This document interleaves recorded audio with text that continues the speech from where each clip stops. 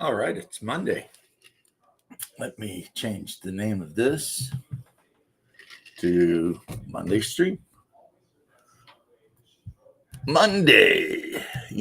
For a lot of people, like Garfield, Monday is a day that they hate. And so I consider it kind of maybe a duty, an obligation, whatever, to make Monday at least a little better. If you're a gamer and you want to talk about games, I found out why I keep missing my bro Holy Divers stream because he streams Sunday mornings apparently, Mountain Time, which I'd have to convert that to figure out what in the hell that means in Eastern Time. But he's been doing a lot of streams lately, and I've been watching them after the fact. Hey, Jim Cody, Raven, how you doing, guys? I've been watching Holy Diver streams after the fact, and I kind of feel bad because, like on the stream he did the other day, he was like, "Does anybody want to join me?" And afternoon to you, my good man. And if I'd been on and up and whatever, I would have, but he used to stream on Saturdays. I don't know why he changed it to Sunday morning. Probably because he's been working a lot of Saturdays. But game-wise, we played our OSC game, which started apparently 2021 or something like that, according to one of the players. He had the date written down. So, yeah, that's a pretty old game. And, the characters are off journeying through the Grand Duchy of Jeff, or Geoff. And I play in Greyhawk, obviously. And they're heading north. They're getting ready to cross the border into Bissell. And they're heading to the Yatil Mountains, or Yaddle Mountains, however you say. So, how are you doing, Raven's Refuge? Also, I haven't seen you in a minute. I hope you're doing really well. Cody, I know he's doing really well because I know people who hang with him to game and stuff occasionally, and they always say great things about Cody. So, I know I ain't gotta worry about Cody. Cody's doing good. And that makes me happy. I like it when my fellow gamers, GMs, whatever, are doing good. Because I know sometimes I might come off a little bit like an asshole, but honestly, I really hope the best for everyone. My wife says my problem is I'm a zealot about everything. And so I can be off-putting at times because of my passions. And that is not good, since the whole point of my religion is to conquer our human passions and, be better, to devote ourselves to. Right now, I'm putting up boxes of, if you're wondering what I'm doing, Song of Ice and Fire miniatures. I built and it's completely painted, a really cool, I think, Greyjoy army, and I've got all the stuff for a Stark army and the stuff for a Lannister army. But I have lost all motivation to actually paint those other two armies right now. Now, my brother, he says he wants to play one of them, but this unit I really dig. It's the Mormont She-Bears. It's a whole unit of female berserkers. These are some big girls, too. They don't look dainty. They look like they might be able to whip somebody's ass. But my non-combat unit, my favorite non-combat unit for this war game, is the little bear or the littlest bear, Lady Mormont. She's got some great abilities. You know, you can't take her for a combat unit, but for a non-combat unit for political stuff, she's pretty good. So I've got a bunch of Umbar, Great Axemen, Kronog, Bog Devils. Pretty much, if they sold it for the Starks, I got it. That's kind of how it went. And I've been keeping it under the desk here so that I could grab it to paint it whenever. Winterfell Guards and Bowman. But then I kind of got distracted, let's say. Some people would say I kind of suffered from gamer ADHD, and I started painting up a couple 5 armies for Trench Crusade, which Holy Diver was talking about, and I still laugh. It's like the guys who created Trench Crusade are kind of dumb in a way, because they, and here is my Andy Richter. How you doing, bro? Hey, how's it going? Because they created this game based on all this biblical stuff, but then they kind of target it to like far left kind of people and kind of made it known that they were not huge fans of conservative people or Christians for that matter, despite the fact that the game is about a war between heaven and hell. And hey, James. So, their issue, and this is something that Holy Diver talked about, or the angry gamer nerd as he goes by now, is, and I think I mentioned this, but it's still going on. The people they actually appealed to try to recruit to play their game are mad because there isn't an atheist faction. And it's like, I don't even feel bad for the creators, because I'm like, you kind of did this to yourself. Yeah, you made your bed. You did this to yourself. I mean, it's a game where they know for a fact that Jesus Christ himself is the Messiah, and that God exists, and that demons exist, and there's this massive war going on all over the place, and yet there's idiots that are in your Discord stream, whatever, demanding that you make an atheist faction for them to play. And it's like obviously these people have no logic, because if you were an atheist, let's say you were an atheist in the time you were born, you're an atheist, and then demons started jumping out of a gate from hell and just basically rampaging around, and then a priest showed up and started doing miracles and angels were flying around.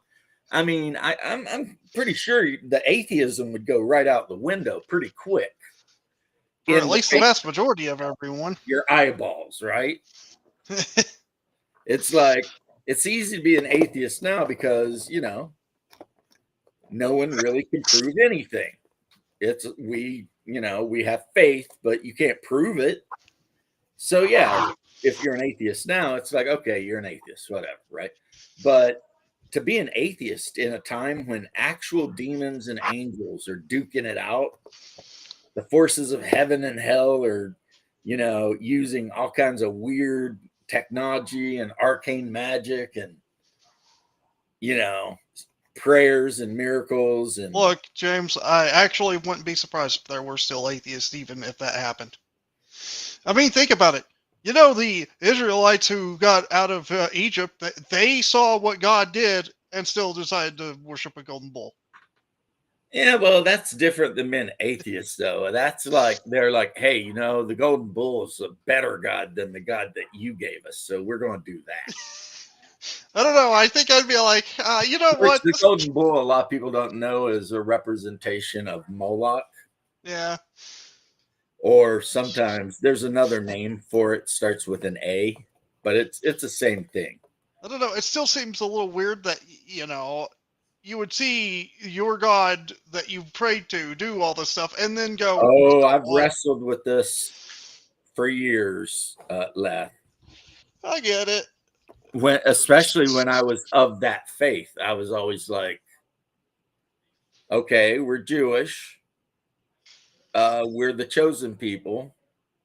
Why do we keep fucking up? Excuse my language. Well, I think it's just humanity, man. And then later it's I just learned ego. that's just, yeah, it's like, because if you look at, once you get past the Torah to the Tanakh, it is just a constant, um, great king arrives. God loves him. He does some good shit, F's up, everything goes to hell. It's bad, but then another guy, between Saul, David, on and so forth. You see what I mean? God sends prophet. Prophet gets murdered. God's very angry, on and so forth. Honestly, I imagine there will be some idiots would still be. See, yeah, I don't know. I like to think that humanity is smart enough that if a demon jumped out of hell in 30K, the emperor, no, he lied to you, George. That's the effed up thing about the God Emperor of 40K. He lied.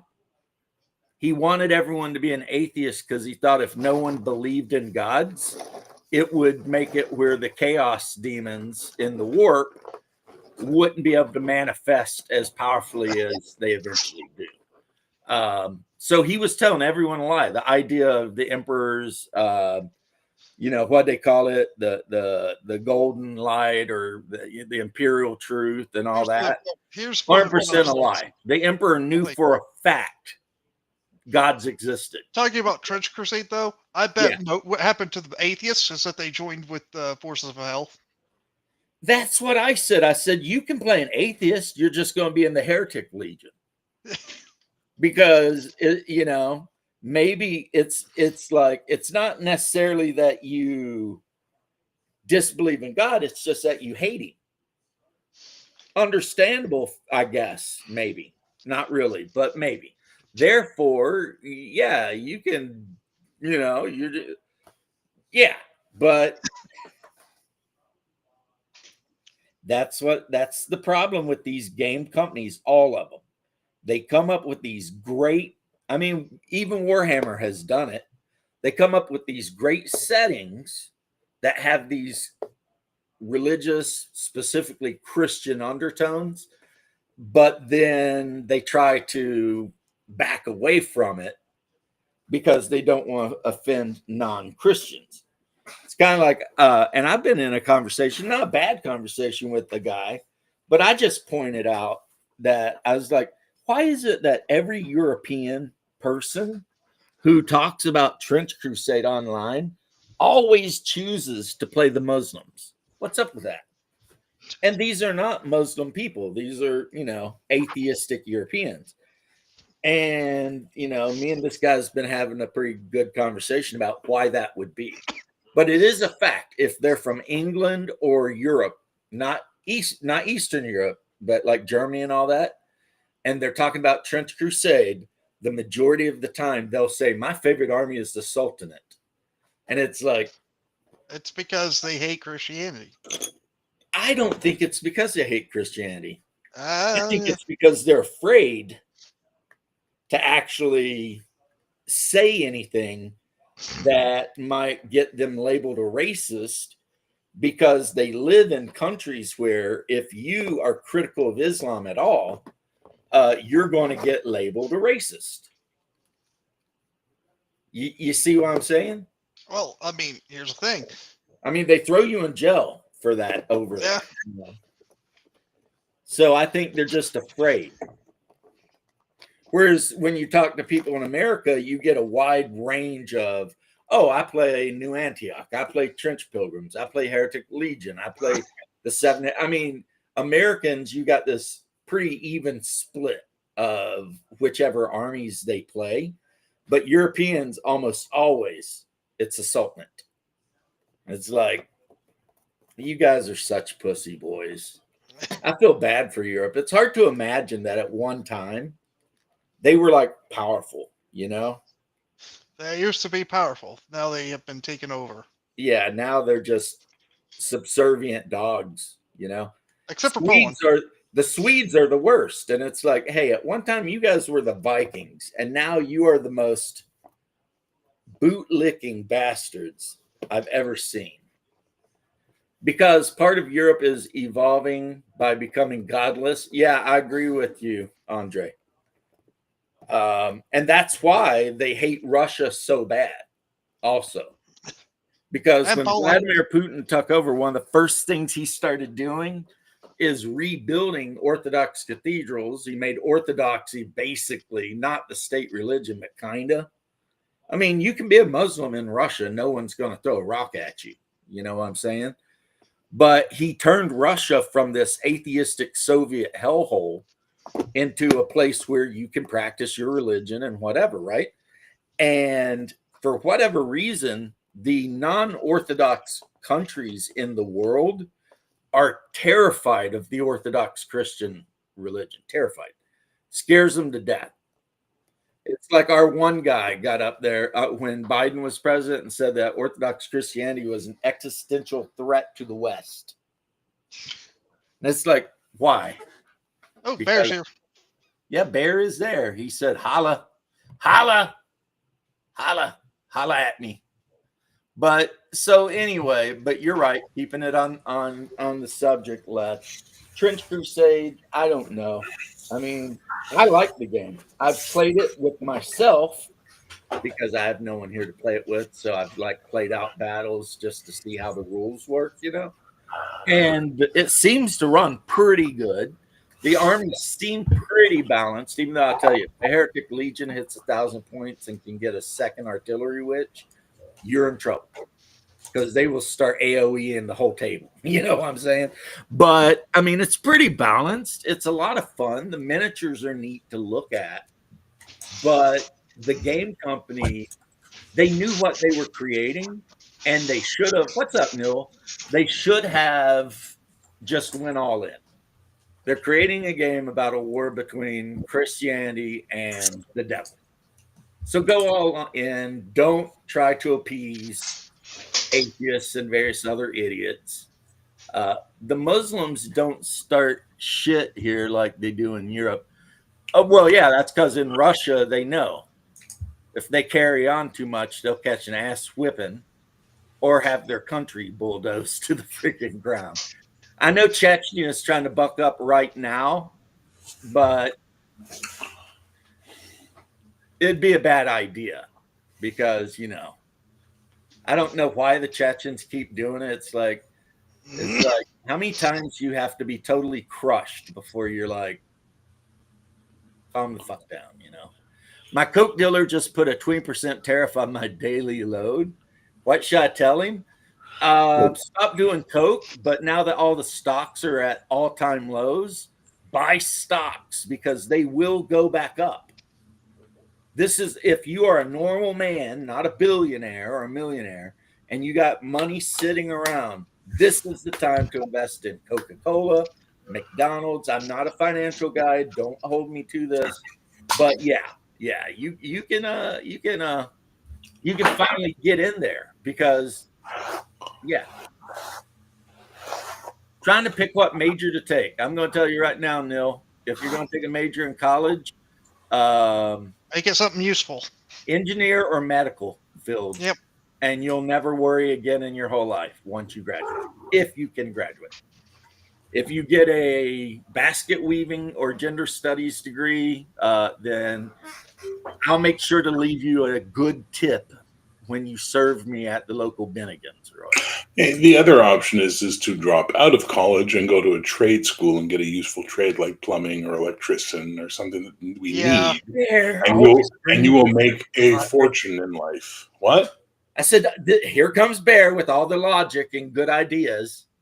Just saying. Look, dude, that's what I did. I went to college for one semester, said screw that, and then got a job as a plumber. A trade's far more valuable and a far better thing to do than. And then when I got tired of being a plumber, I become a firefighter because you go through university and then you bust ass and get a job.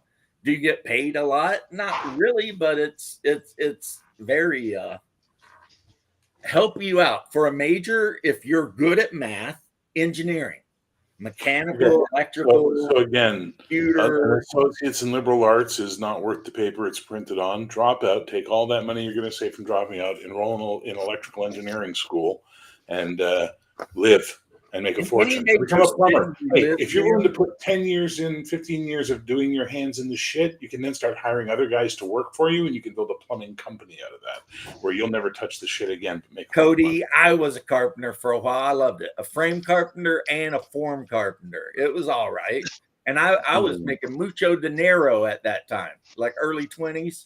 Quite a few of my family were framing houses. Man.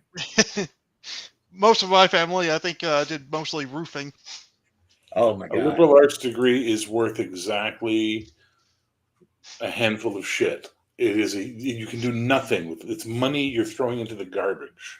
You might be able to get a job trying to fix the ice cream machines at McDonald's with a liberal arts degree. Hate to break it to you. you. Out of the Army, I did 3 semesters, dropped out, hate it. Same thing, Jeff. I think it was being in the Army, being in a war, being more in the Army. It just put me in the mindset that sitting still for any period of time and listening to anybody drone on, I was just like, no, I can't do this. So I become a carpenter, which was awesome because I was in the field with a guy who'd been doing it for 20 years, and he would show me how to do it, and then he'd say, now you do it. And I'd F it up. And he'd fix it and then be like, now you try again. And eventually I got to where I could join copper. I could do PVC, you name it. I could do it. I was doing galvanized still.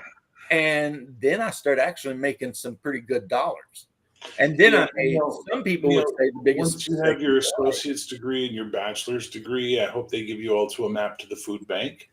And because degrees are worthless these days. They're just debt. No one wants them. You're not gonna get a good paying job anymore. The jobs are gone. They're not open over here. And what people need in the world, and especially in the Western world right now, are people who know how to fix pipes, people who know how to wire things, and people who know how to fix it. Do you know how much the fucking city workers who cut the grass get paid in this city alone? I do. You know how useful I was when my dad, who knows electrical work, had to work on a lot of our houses, electrical stuff.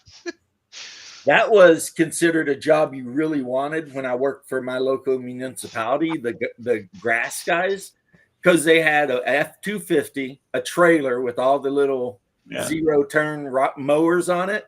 So they just show up in the morning, donuts in hand, fill their shit up, fill all their fuel tanks, and just go to wherever they went and spend all day with their headset on, listening to rock, jamming out, just mowing along to the next one. And nobody yelled at them. Oh, Neil, you do not want to try that. One of my friends went through all that stuff and still can't. I don't think he's even found a job in the defense company. You're not going to find it. There's 100% right. Now, the biggest mistake I ever made, is I stopped being a carpenter and become a firefighter, because that was like a huge pay cut. Yeah, but I did love being a firefighter. And again, I had a friend who wanted to go into a defense company. He can't find a job. Well, at least you're not getting into the defense industry without like an engineering degree. He went through college and did that stuff, and he still can't find one. Yeah, if you walk up to the defense, whatever it is, and you don't have a hard science degree, like computer science, electrical engineering, etc., get. I'm telling you, you'd be better off just ending the college stuff. You're just putting more money into something that's not useful. You're just piling up debt that you're going to be working off for the rest of your fucking life in a market that doesn't have room for you anymore. But hey, you do what you want to do, my brother, and God, you do what you want to do. Yeah, and I'll say it, and God bless you on your path. I mean, I hope it works out. But listen, someone's going to get the job. Maybe it'll be you. Yeah, applied math could be good. Of course, we got distracted. I was watching Holy Diver, who I guess moved to show Sunday mornings, which is why I haven't been able to catch him, which kind of bothers me. Because Sunday mornings, I'm obviously doing other things. And then, hey, Janet, how you doing? And then when I get home, I clean and whatever, you know. So, Janet, the link's in there somewhere. That's okay advice for people that don't break easy. Yeah. I mean, I know so many people in my family who have master's degrees in things and are struggling. And my nephew got a bachelor's in mechanical engineering, went into the Navy, become an officer, went through their nuke tech school. He's a nuke tech guy. And now he's on a submarine making like 60, 70 grand a year as an O2.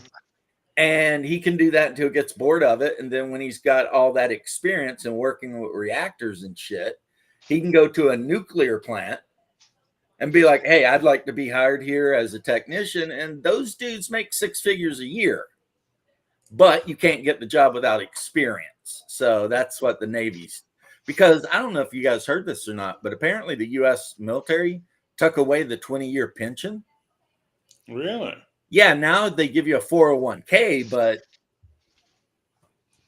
I mean, the whole reason you joined the military in the old days used to be to hang in there for 20 to 25 and retire with that full pension, right? Yeah. Now, people who were in when they decided to make that rule got grandfathered in, but everyone who come in afterwards gets that. It's so dumb. Yeah, Holy Diver. I love his. Not only the thing about Diver is he's hilarious. That guy's a comedic genius.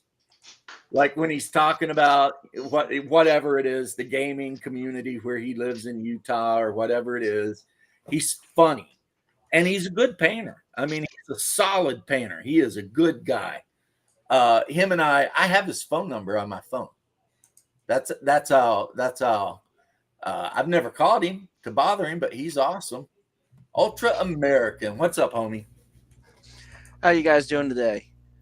Oh, good. We were talking about idiots in Trench Crusade demanding the creators create an atheist faction. We were not. They were. I came in. Bear after don't months. care. Thank Because it's a God. miniatures game. Bear could give I a shit. Thank Jesus.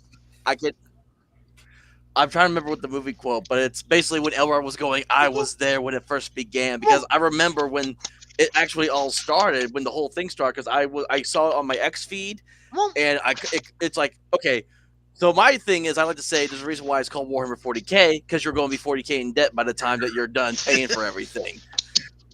And so, I'm very big on not wanting to, like, I don't see the point in always buying miniatures, so that never appealed to me. But when I saw that there was this Trench Crusade game that came out, it was talking about like demons versus like the church, and it was like a World War type vibe. It caught my attention. Mika, come back here. And so I had joined the actual Discord that was in. Of course, I wasn't being political about it, because like, even though I'm very political on my own page, I don't bring that to usually other servers unless they allow you to. I refrain from doing that usually. But then after a while, I started seeing all the posts about like what the people were saying and all that. And then I had friends that were like, we're going to make our own Discord server for Trench Crusade. And I was kind of one of the people that helped run that server. I was like a part-time moderator, and it was okay for a while. And then infighting started up with everyone wanting to be like, oh, we should do it this way, we should do it that way. And like the original guy who ran it lost interest and stepped down. So someone else took over the server, and no one liked him. And I was only part-time, so I'm only seeing this on and off whenever I'm not working. And it got to the point where it was like, I lost interest and I backed out. So I lost all interest in the game by long ago. Well, I dig it. I made a video, and I know that the people who make Trench Crusade have seen it, where I said I'm making my own Trench Crusade. I will use all of your miniatures, and I will ignore all of your lore because it's stupid. I mean, I still think it's probably a great game, but it's just like, because of everything that went around with it, I just lost all complete interest even wanting to do anything with it by this point. No, it's like we said, like you mentioned, 40K. Make a game, obviously based on Christian myths and whatever, And then when it gets super popular, try to back away from it and be like, no, we didn't mean that. It's like the God Emperor, the angel, I mean, Yeah. demons.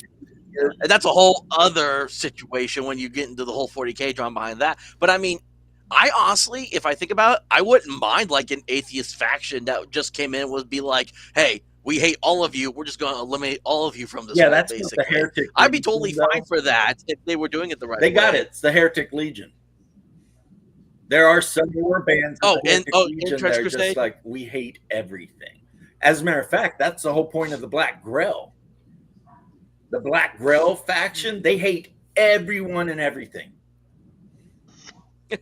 I would play that sarcastically. Even as a Christian myself, I would play the Atheist Legion so sarcastically. My brother requested I build and paint up for him a Heretic Legion, and I did.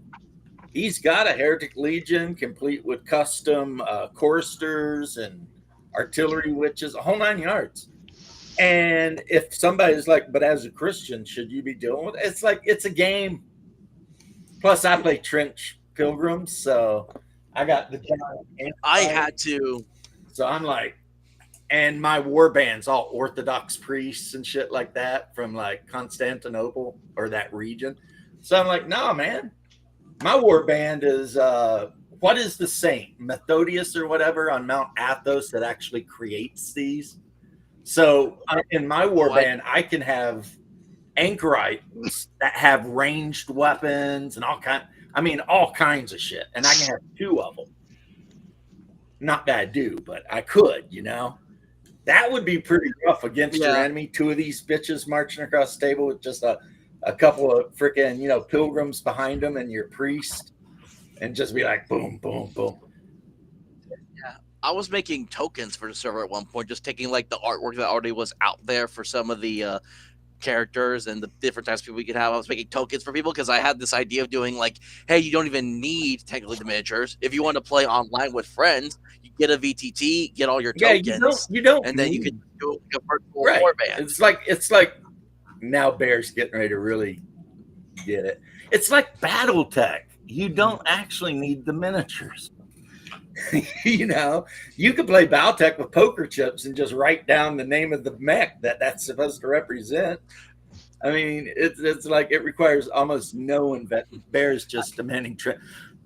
George, I have fought with the creators over that, and I will fight for the Canadian Mounties too, because they're trying to act like the Americans don't exist. The colonies never happened. And I'm like, no, F you guys. F you guys. It's World War I. You got to have the colonies have to be. So to spite them, I made a whole New Antioch faction based on some souped up American troops. And it wouldn't be Canadian Mounties. It would be the Canada Corps. Well, they just look like mostly English guys, but they got a different. No, I'm saying if you're going to have Canadian World War I, it's Canada Corps. Right. Mounties are police. Yeah, Mounties are just police. Yeah. But then again, you might have some Mounties that go to New Antioch and volunteer to police the soldiers. Well, then they would join the Canada Corps because that's what the Canadian World War I is, the Canada Corps, baby. Beach originally came with, BattleTech. It still does. If you buy the new BattleTech thing, it comes with 2 lances, which are perfect to play with. But then if you want more different things, it comes with a whole sheet of standees. And the original BattleTech, it was all standees, because if you wanted actual mechs, you had to buy Partha, lead mechs, which I have 100 of. I'm going to sell them, actually. I've got a guy who's really interested in buying them at a fairly premium price. And since I'm never going to use them and they're still bare lead, screw it, I mean, whatever. But my favorite thing about Trench Crusade is the fact that I can 3D print some crazy shit like this. And then if I want to use it as the leader of a cult of the 7-headed serpent, I can do it.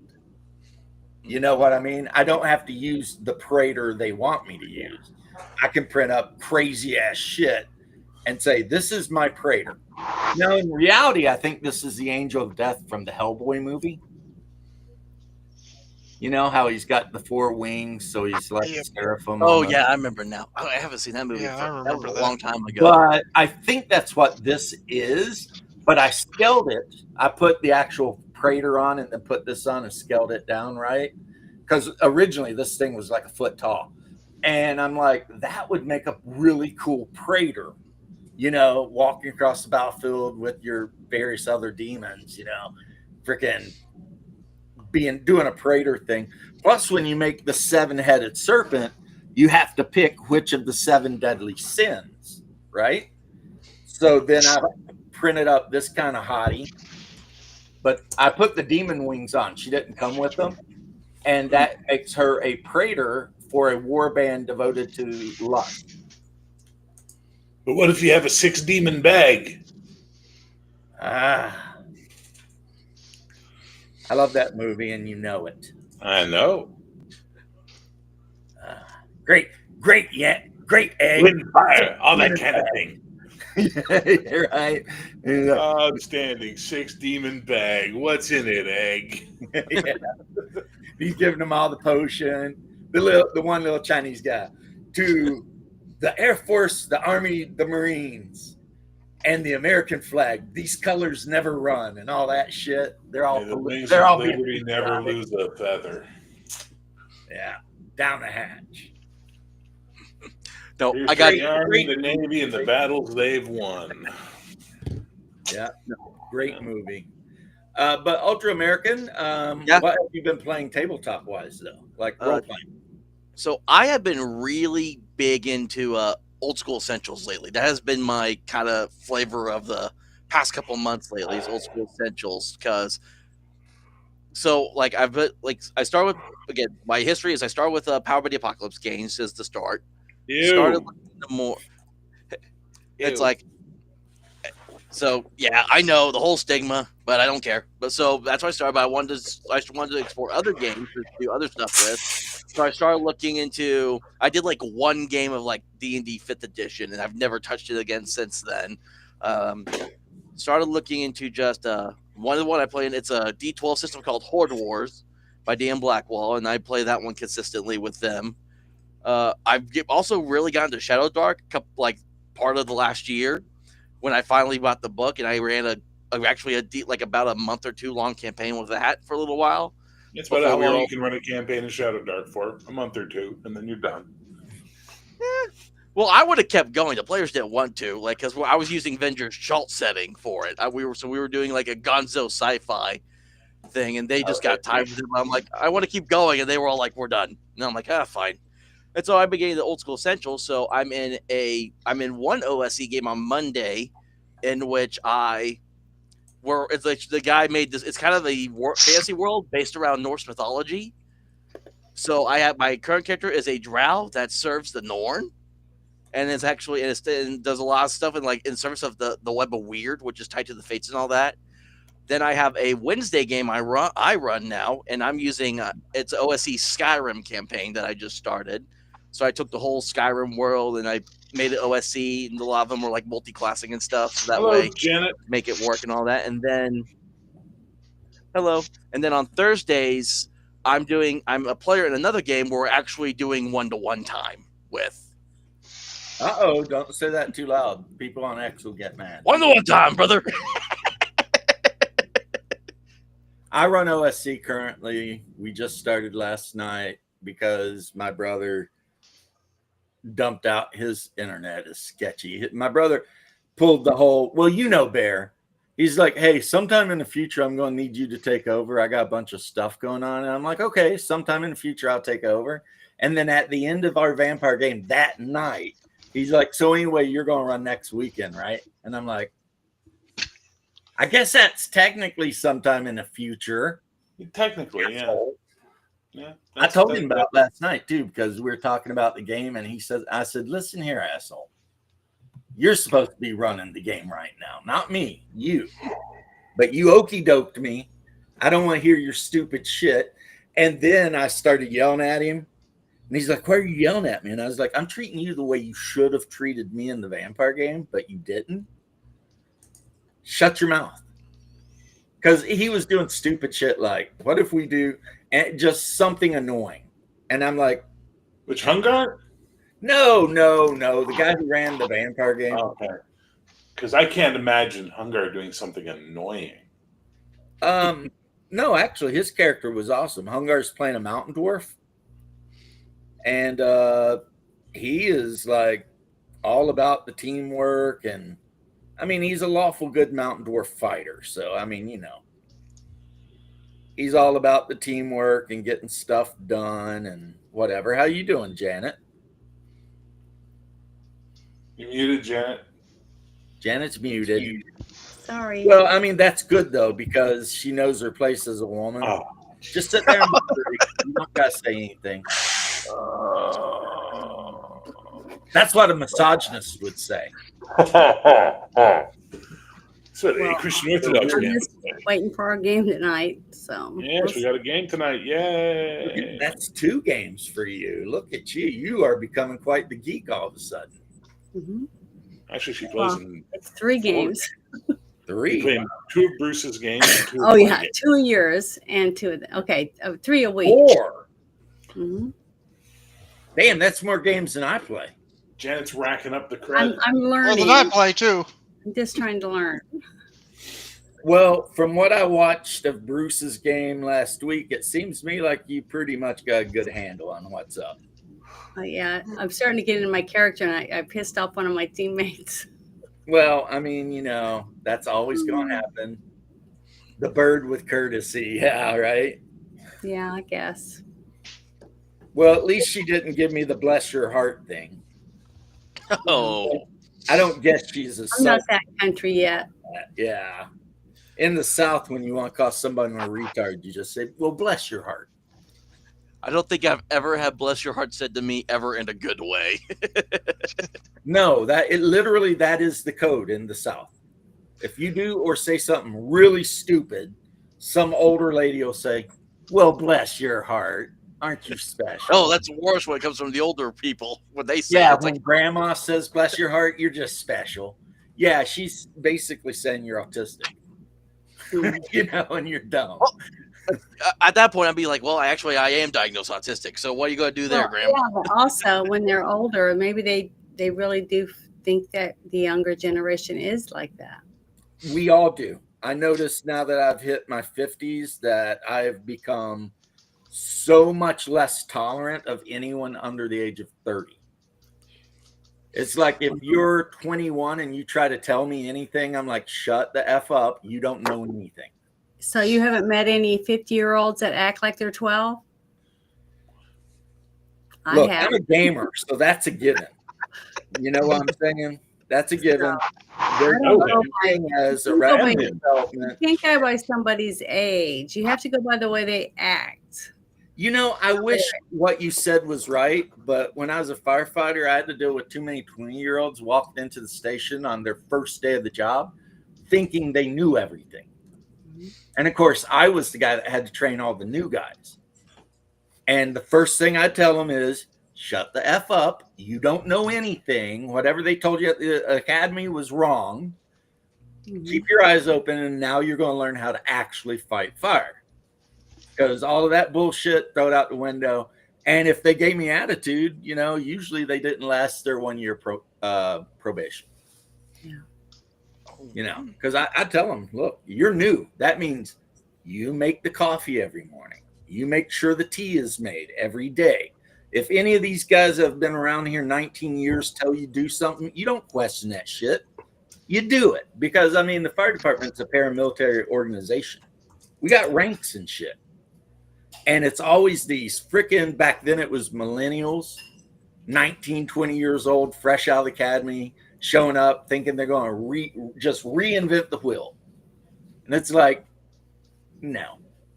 And now that I'm in my 50s, I'm just like, if you're 20 years old, I don't want to hear any of your opinions. Yeah, you need to live a little bit before you tell me anything, But is that an asshole attitude? Maybe. Yes. No, just yes. Yeah, but Now, is it an but earned Bear, asshole you know my attitude? life. You've heard my life. You know all the I things. think it's an earned asshole opinion. So I'm like, you're fresh out of school. You've never done anything. You live with your mom. Your opinions are literally meaningless to me. Now go over to the Middle East and kill some people and maybe save someone from death. Then I'll listen to you. But until then, Well, yeah, but by that logic, I've never killed anyone, and don't. but think I've you're ever saved old and anyone. wise in other ways. So I overlook. I have lived a life, and You've lived a very interesting life. You know the blonde True. chick from the Gamers, it's been interesting. That's for sure. right? Like I said, you know the blonde girl from the Gamers. That counts for something. That's neither here nor there, buddy. I mean, Speaking of people who've lived interesting lives, Shadows here. dated basically every ethnicity of woman. Close at this point. Yeah, it's really creepy. So you got me beat on that big time. See, people can have wisdom. You just got to earn it over time. And then I'll respect you. One of my friends referred to it as my penis on an international tour. And I thought that was pretty. The world tour of Bears and Wang. Yeah. Hey, Shadow, how you doing? I'm not going to say. Speaking of Wangs, hey, Shadow, what's up? Because Sun is never round. Very disappointing. Yeah, Holy Diver's a good album and a good song. You're right. I don't know how Bear would feel about Holy Diver because Holy Diver has some hardcore like takes on shit that are pretty spicy. And they you might racist? like it or not. Are they racist takes, James? No, I don't think so. Did Mossad steal his bicycle when he was a kid? Oh, no. He's definitely, I believe, in the pro Israeli camp as far as all the wars and everything. And, he plays old school D&D. Like, he plays AD&D. And he also paints tons of miniatures because he's like a big Warhammer type guy too. But he's the one that makes up the jokes about when people say, why aren't there more girls in wargaming? And he's like, because why would they want to hang out in a stinky comic shop and watch a bunch of nerds push plastic on a table when they could be out with, as he said, and I quote, Chad Thundercock, riding around the woods on four-wheeler and camping and drinking beer. I missed that show. Is he a porn guy? He is not. It was an 80s detective show, Chaz Thundercock. It was on Showtime, if I recall. Well, correctly. that's what he said. So he says, you're not going to get women to play Warhammer when they have the option at that age, the late teens to 20s, to be hanging out with the cool kid, going to the races or riding four-wheelers or whatever the hell they do. And he's right. And then he also talked about the people you see in the comic shop. And after I watched that video, which came out years and years ago, I went to my local comic shop and he was right. And I live in Orlando and he lives in Utah. But there's always the one dude with the backpack on. And there's always the other dude that's like 30 but looks like a toddler. And then there's the really weird, skinny guy. And then there's the one dude in shorts and flip-flops like Birkenstocks that smells just like a cat litter box. He names them all. I went to the comic shop. They were all there. And then I started wondering, well, which one am I? Am I the cool guy at the comic shop? I mean, they thought I was, but the bar was pretty low. You know what I mean? Yeah. No, you got to remember, last time I went to the comic shop, I was still on the job and shit. So I was the cool guy because I was the physically fit. Oh, that dude's a firefighter, shit like that kind of thing. Mm. And these guys were all like either not working and weird looking. But I liked them and I was never mean to any of them. And I yelled at them when they were making fun of the stinky guy and they hurt his feelings. And I told them, I said, none of you actually offered to get this guy deodorant or anything. You just mocked and ridiculed him, but you didn't actually try to help him, even though he's part of this group. I was like, you guys are all assholes. You are cool, Shadow. So I talked to that guy and I said, look, I know you're going through some shit. Just take a shower before you come in here. Put some deodorant on. You'll be fine. You own 12 cats. That's cool. Whatever. Just do these. I actually counseled the guy. He was a young dude, probably super depressed. He probably had a lot of trauma in his life, and he just wasn't taking care of himself. And he just needed an older guy to pull him aside and say, hey, come on, man. So he straightened up in the end. That's the problem with gamers, though. A lot of gamers at the game store, they don't want to help each other. They just want to be dicks. Hey, RPG Dad, how you doing? That's so funny, too, because I don't call anyone Dad but RPG Dad. My actual father I call Pops because I don't know. It's a New York thing, you know. And he never calls me by my name either, even though I'm 50-something. He calls me Boy. So I'll call him. I'll be like, what's up, Pops? He'd be like, how you doing, boy? With that fucking Are thick. you from New York? And I'm like, I'm doing good. And he's Are you like, from good. New York? Queens. Oh, my dad was born in Albany. Yeah, he is from Queens, right across the street from the, I think it's Parkway or whatever. So on one side is Jamaica and on the other side is Queens. And he grew up in an all-Jewish neighborhood on Jewel Street. But everyone called it Jew Street because everyone who lived there was Jewish. But since his dad was a goy, and that's not a good word, that's a racist word. Sorry, Bear. None of the other Jewish kids would play with him when he was young. So his friends were the Irish guys that lived in the next neighborhood. And they used to run around and get in trouble and steal other kids' mini bikes and shit. He didn't have a sibling? He had brothers, but one of them deleted himself very young. And the other one was the favorite of the Jewish side of his family. So he didn't get along with my pops because my pops was kind of like the outcast on the Jewish side. But the Irish side were okay with him. You know what I mean? But the 50s was weird. It didn't even have to do with religion. The fact that his parents got divorced would have been reason enough for the other people to say their kids couldn't play with him. Now, James, please don't mislead all these Gentiles. Goyim is about as racist as gringo is. It's not that racist a term, sir. Goy is the racist term for nations. Yeah, but In Goyim, the Bible, when it just says non-Jews. about the Jews versus the nation, Yeah, right? But in modern Jewish terminology, people call somebody a goy. They do not mean that as a term of endearment. no, but in modern terminology, Goyim just means not Jewish. Just like shiksa technically means whore, but it just means the non-Jewish girlfriend.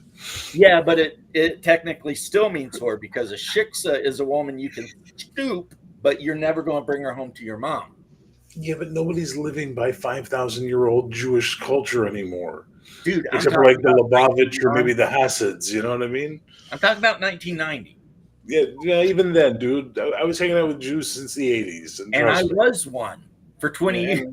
I was adopted, and I'm a goy still to this day, and I'm happy to be goyim. Well, I'm telling you what right now, and it's not an argument because I'm not arguing with you. You lived your life up in Canada. Yeah. It may be different. But in Orlando, it's different. It's just that we don't make everything racist. You know but what I in mean? Orlando, That's it is, different. and they mean it that way. Maybe. I don't know. When you're hanging out with a bunch of your bros at the synagogue and they call somebody a goy, they do not mean that as a term of endearment or even separation. Okay. They mean that as someone lesser than us because we're chosen. Yeah, it depends how into their faith they are, I guess. And you tend to hang out with religious or even worse because the Hasidim think I'm bad. Oh, Because dude, I'm a normal, like, yarmulke wearing Jewish guy. I don't wear the big furry hats or whatever. James, I lived in a Lubavitch neighborhood. You know what they would do on Saturday? They would walk in the middle of the street because fuck you, why are you driving a car? Right. So you know about what do they call them? Shabbat goys. Oh yeah. They'd hire people to flush their toilets and turn their lights on and off and shit. As a matter of fact, our local Holiday Inn, a lot of Jewish people, for some reason that lived in the region, would rent a room on Sabbath at the Holiday Inn because Saturday night the Holiday Inn made a whole Sabbath dinner, right? And then if you worked at the hotel, you were basically the Sabbath, boy,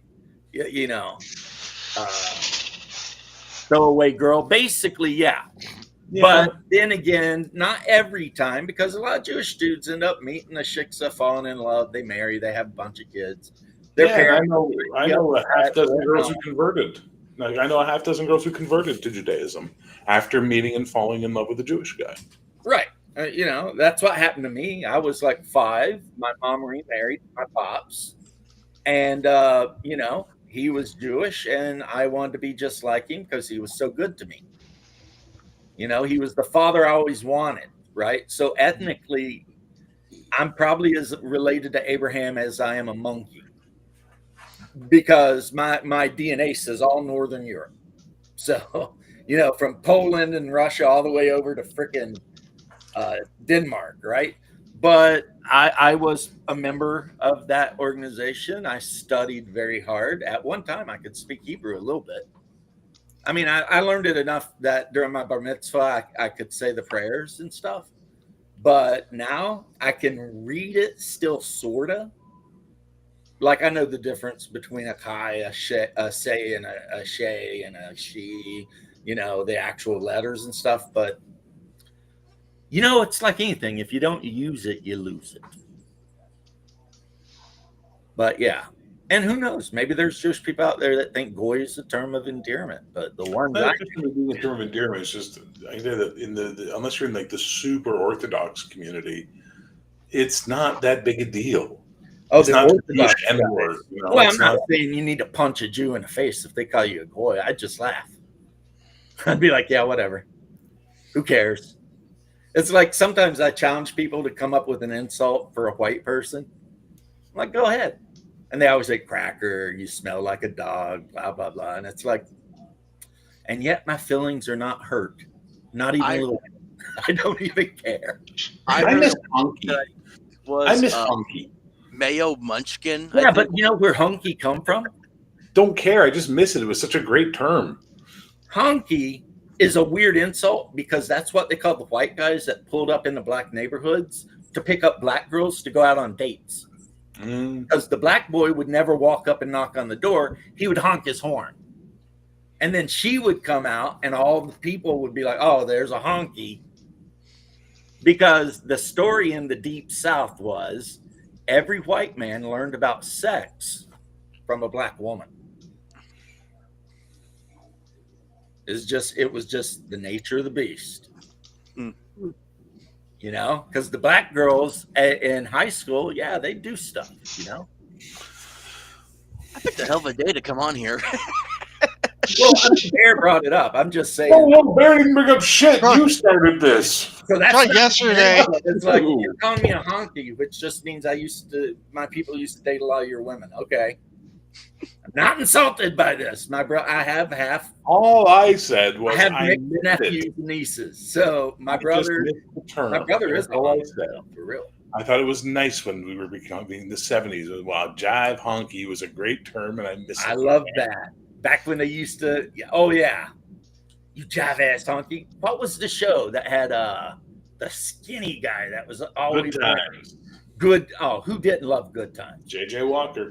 Temporary layoffs, good times, easy credit ripoffs. I remember the first time I actually ever heard a white person get called a honky was when Adult Swim was doing the Black Dynamite cartoon show. Oh yeah, and that was the first time. The Jive Ass Turkey was another one that I was never familiar with until I heard that show. And then there actually was a live action movie, Black Dynamite, that I found on iTunes. And there's this one scene where all these FBI agents break into Dynamite's home, and Dynamite just sneaks up on him with his gun drawn, be like, "What are you doing here, you jive ass turkey motherfuckers?" Well, all you gotta do if you want to see the culture is watch Old Dirty Bastard, I Got Your Money. The music video. ODB from Old Dirty Bastard.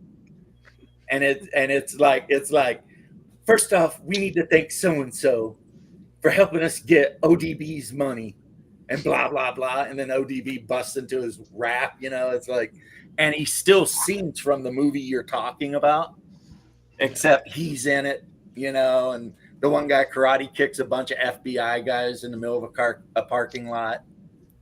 Jive ass turkeys. It's hilarious. You want it better? Go back and watch I'm Gonna Get You, Sucker. Oh no, Bear, come on, that's the best. The one dude had the Purple Heart because he got hit in the eye with a paper clip because they were goofing off at the office because they were all like freaking logistics guys or something. Yeah.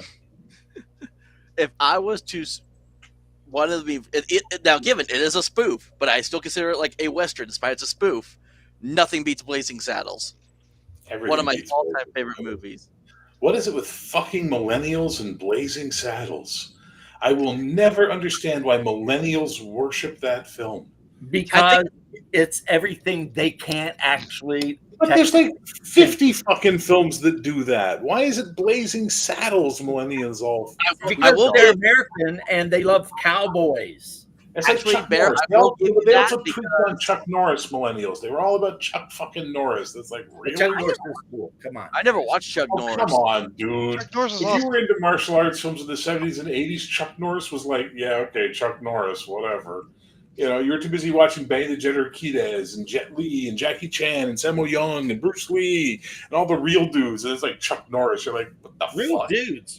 Chuck Norris is the world championship at Yeah, full in contact karate. And he like has stretch 10 jeans with spandex patches in the crotch, so he doesn't strip. I mean, yes, I grew up in the world of Chuck Norris, man, but still.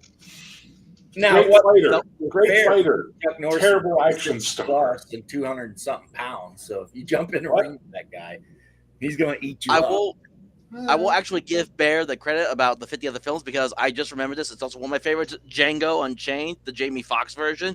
A lot of racism all throughout that one too, and that was actually more of a my time movie, and I own that movie. That it was one of based on like an old movie. There was Yeah. in the 60s, especially late 60s, there was a whole period where, for whatever reason, studios were doing what they called blaxploitation movies. And so you had Foxy Brown and all this kind of Shaft. Who is Joe help out his brother man? Shaft. If you know what the ultimate exploitation film is, right? The one that ended exploitation forever. Last Dragon. Yeah. Like after that was done, even black people were like, we don't want to make any of these movies anymore, man. It's just embarrassing. Because it was so bad it was good, but it was embarrassing. Don't forget though, newer blaxploitation films like Afro Samurai, the anime, voiced by Samuel L. Jackson. One of my favorite anime series I ever watched. I love Afro Samurai. Afro Samurai is just basically exactly what it sounds like. A samurai who is black and voiced by Samuel L. Jackson. Running around doing samurai things, Janet. Okay, well, I never heard of it. If you're not into anime, you wouldn't have.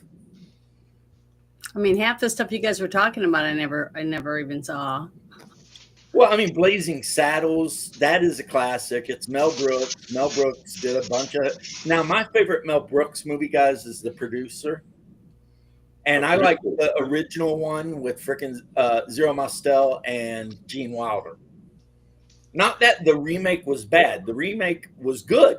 The remake was amazing. It was beat for beat. But gentlemen, may I take your coats, your hats, your swastikas? I mean, come on. Gene Wilder to me is hilarious in everything, and was the best Willy Wonka of all time. Yeah. There'll never be another better Willy Wonka than Gene Wilder. Yeah, I love that movie. Right. And Young Frankenstein it's Frankenstein. I never saw that one. No, I've never seen that Oh one. my God. Janet. I've never seen it. You taking a list down? I haven't seen that one either. Yeah, I've never seen Young Frankenstein. I'm Gen X, man. Never have And either. it's in black and white. It's so funny because they got the one guy playing the hunchback that's got the crooked eye that's in all of the old movies. And he's like, welcome to the castle, Dr. Frankenstein. And he's like, Frankenstein, Igor. And Igor looks right back at him and says, it's Igor.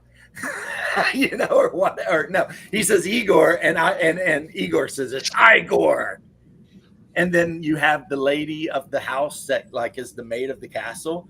And every time they say her name, which is Frau Blucher, you hear a horse go "Whee!" in the background for no reason. I have no idea. It is hilarious. It's Gene Wilder as the grandson or the son of Frankenstein, or the doctor that created the monster. And he creates the monster, and the monster's played by another incredibly famous actor from that time. I mean, it's just comedic gold. Young Frankenstein. Yeah, it is just like. You just have to tell Bruce to put it on the Gene list. Hackman played the blind man in the cabin. Yeah. That kept pouring hot soup on the Frankenstein monster's crotch and shit. And the monster's just sitting there like, ah! And the old blind man's like, and he runs out like the thing and run. I mean, anyway, sorry guys. No, It's No, one of we're having a moment, man. It's okay. But the producer is the best. Zero Moscow Gravity. Come on, Leo. Come I on, haven't Leo. seen that one either. Well, and the producers, two Jewish guys, decide they're going to sell 1 billion stocks in a play. And if the play completely fails, insurance will pay off the loss, right? So they make a musical called Springtime for Hitler. So they make a musical called Springtime for Hitler, co-written by massive who success. actually knew Hitler, a Nazi. Yeah. And it turns out to be a huge hit. Which means It's springtime for Hitler and Germany. except they can't pay all their investors back, so they go to prison. And then do the same scam in prison. So yeah, it's Really pretty- learn. Don't do the same scam twice. no, they especially if it don't fails. learn. Marty Feldman is is Igor. And Peter Boyle. And it is, you say it's actually a funny movie. It's a hilarious movie. Peter Boyle as the monster. Did you guys ever see the movie Victor Victoria? Victor never heard of Victoria. it. Yeah, it's one of my mother's favorite movies, and she'd watch it like every 6 months or whatever, and we'd all sit around and laugh and sing, and she just loved that movie. She loved Julie Andrews, and she loved something Garner, James Garner. Blake Edwards film, right? So it's Yeah. that type of humor. If you don't get Blake Edwards humor, you won't like the movie. Mad Well, my Cat, mom Mad liked Cat, it, so Trinity, because my mom Trinity. loved it, I liked it. So I thought it was a good movie.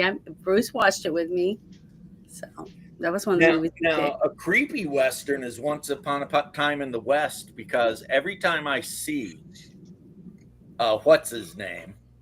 Fonda playing a child murdering asshole, it just kind of makes me feel not right, because it's Henry Fonda Mhm. when he's young and not supposed to be shooting little kids and shit, but he does. And of course, you got Charlie Bronson in it, playing his harmonica everywhere you My go. mom liked.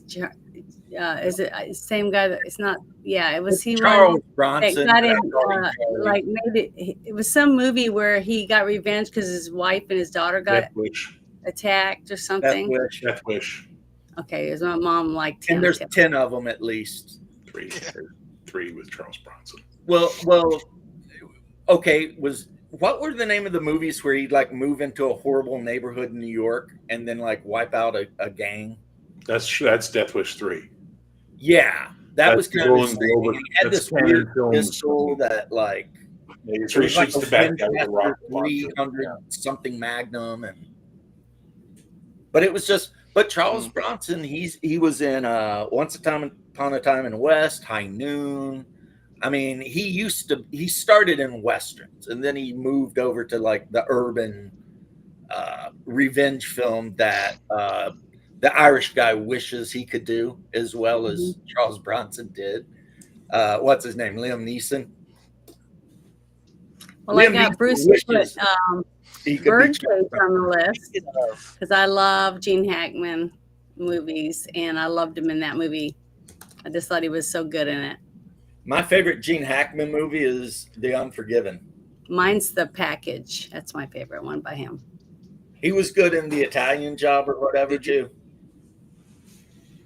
But in The Unforgiven, Did you all hear? Clint Eastwood walks in there who's the owner of this establishment? And one guy's like, I am. He said, I suggest everybody move away from him. And Boom! You just shot an unarmed man. Well, he should have armed himself if he's going to decorate his establishment with my friend. And that's when Gene Hackman's like, you must be, William Money out of. Yeah, I remember that line. What was that from? Yeah.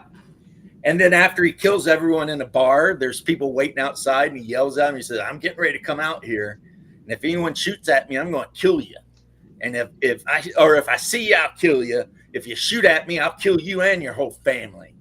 And all that. And he gets on the horse and rides through town and all the guys are there.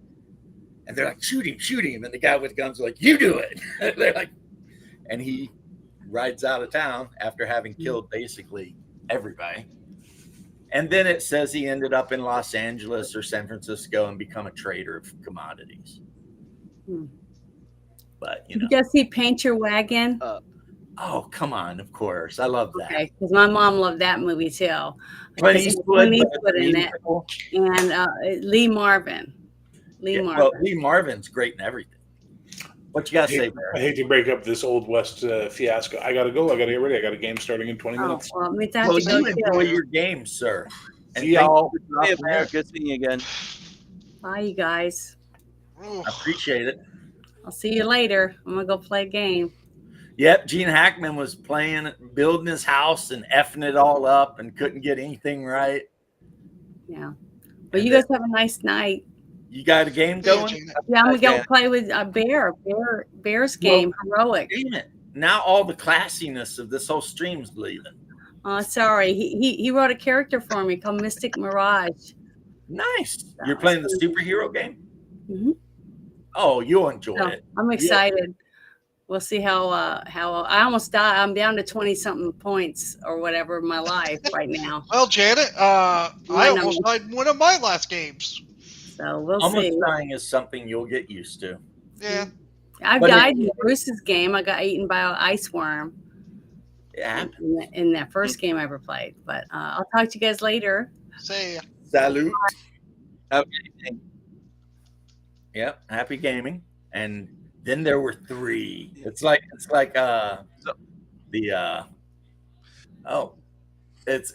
what is it? The Orient Express. I don't remember. I was thinking the 3 Amigos. Oh, no, in the Orient Express, everyone keeps dying, and I think it's Hercule Poirot is trying to figure out. That's Agatha Christie stuff. If you never watch Agatha Christie and Hercule Poirot, you're not really going to get the reference. Oh, are you talking about the Murder on the Orient Express movie? Yeah, but there's a book and there was a series too. I've seen the movie, like the newer one they made in like a couple years ago. What they did, it was like Murder on the Orient Express, and then I forget there was like a sequel or a prequel one that was up to it or something. I can't remember what it was, but it had like Gal Gadot in it or something. They did one that was like Death on the Nile, which is Death on the Nile. That's the one I'm thinking. I saw that one, and not see the Murder on the Orient Express. Yeah, but it was the same guy. The 10 of these guys, but I decided to get another 10 just because I am painting up one of my favorite monsters from Dungeons and Dragons ever. Which would be what? Let's hold it like this. A goblin? Nope. Or an original kobold? No. Nope. That is a bullywug. No, it's got a shell on it. It's a bullywug. Okay, No, the shell is a shield. He's just wearing it on his back. Okay, I'm not that familiar with all of the D&D monsters, so I only know like a handful of them. The bullywug, which is chaotic evil frogmen that live in swamps and eat people. As they all do. At a time, it was kind of like, yep, you got it right, Andre. The bullywug was basically like the alternate orc. You know how orcs are everywhere? Well, bullywugs are everywhere too, if it's a swamp. And in the old D&D cartoon, the main evil guy, Venger, was like forever dragging orcs or bullywugs into the battles, right?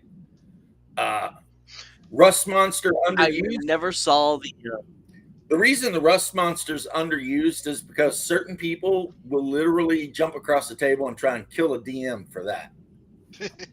Like when their suit of plate mail gets ate, and their fighters running around naked in the middle of a dungeon. I mean, people can come to blows, man. They take that shit serious. That is a monster that you use discreetly.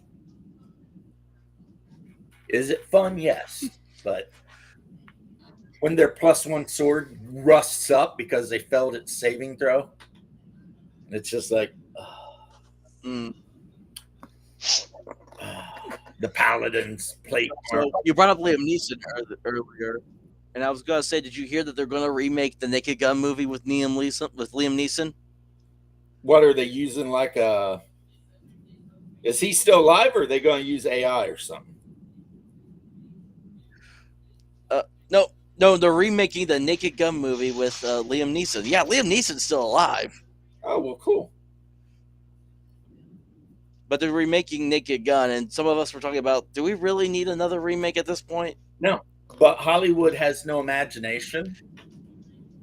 Like all the people in Hollywood, because they're all like investors and stuff like that, they don't want to take a chance on a movie they could lose money on. So they keep trying to retread movies that in the past did well, not realizing that because they're using modern sensibilities, that they're creating massive economic flops. Like Snow White is the greatest example. I mean, I am by the glad time they they had made Snow all White, the though. money, huh? I am glad they made Snow White, though. Well, by the time you add up all the money, they spent $750 million total. Yep. Filming, Oh, God. advertising, etc. They made like $14 million. The only reason, though, I'm happy they did that was mainly because of the chat songs that I've been seeing of. Oh yeah, White. where they got to have it. I'm rooting Oh, for but Eric is not Apple. East Therapy. And now Salty Cracker keeps referring to the main actress as a werewolf. Werewolf. I always thought of Lord Farquaad. Well, that's a very Yeah, common one. Lord Farquaad, When they released he the picture became of one. her back and it was like super hairy, he started referring to her as a werewolf. And of course, Gal Gadot, while she might be pretty enough to look at, she's definitely high on the mid scale. She couldn't act. She can't act as anything. She sucks. And that is a woman that got put into that position because she's hot. And she's not even super hot. It's not like she's a Sweeney or, No. what's Michelle Pfeiffer in her prime. You know what I'm saying? Still, isn't Snow White supposed to be prettier than? That is the thing so many people ask. And how they changed it is they said that the Snow White character was prettier on the inside. Yeah. It was all about their appearance on the inside. Like the Queen didn't care that peasants were having a hard time. And after Snow White takes over and runs the Queen off, they basically turned the kingdom into like a giant hippie commune where even though she's the princess, she's out there, redistributing the wealth to the peasants and shit like that. So, I mean, the whole movie is like this giant girl boss pro-communist shit. Yeah. And they said they called her Snow White because she survived a blizzard. Even if I was watching this movie on an airplane, I'd still walk out. That's what Hungard said. But I do love the musicals. Let me share that they did where they like take all the comments and make like a metal song out of it. I'm rooting for the apple and shit like that. It's like, yeah, I'm rooting for the poison apple. yeah, Go Apple, go. I had to look this up to make sure. Even Microsoft. I looked this up really quick because I had to make. right. All right. Sorry. Try again. So I looked this up really quick. Am I coming through at all, or is it choppy? You are on my coming end? through, but if you're getting interrupted by me or Leth, it's because we're from Kentucky. No, he is actually getting really choppy. He had a ping, but I think he's okay. But look, Yeah, like us Commonwealth people, we're used to shouting speaking at over each each other other. back and forth. Yeah. To So comment if on you're what next Nico to said about the manners where somebody says something and the other person waits, no, don't. Yeah. It's not our culture. Okay, you're fine, but like because basically, yeah, what Echo said earlier, like I'm 32 years old, I am divorced, and I live in an RV down by the river. So I literally have to hotspot for my internet usually. Like I pay for extra hotspot data to do this crap. So You must live out but in the no. woods, right?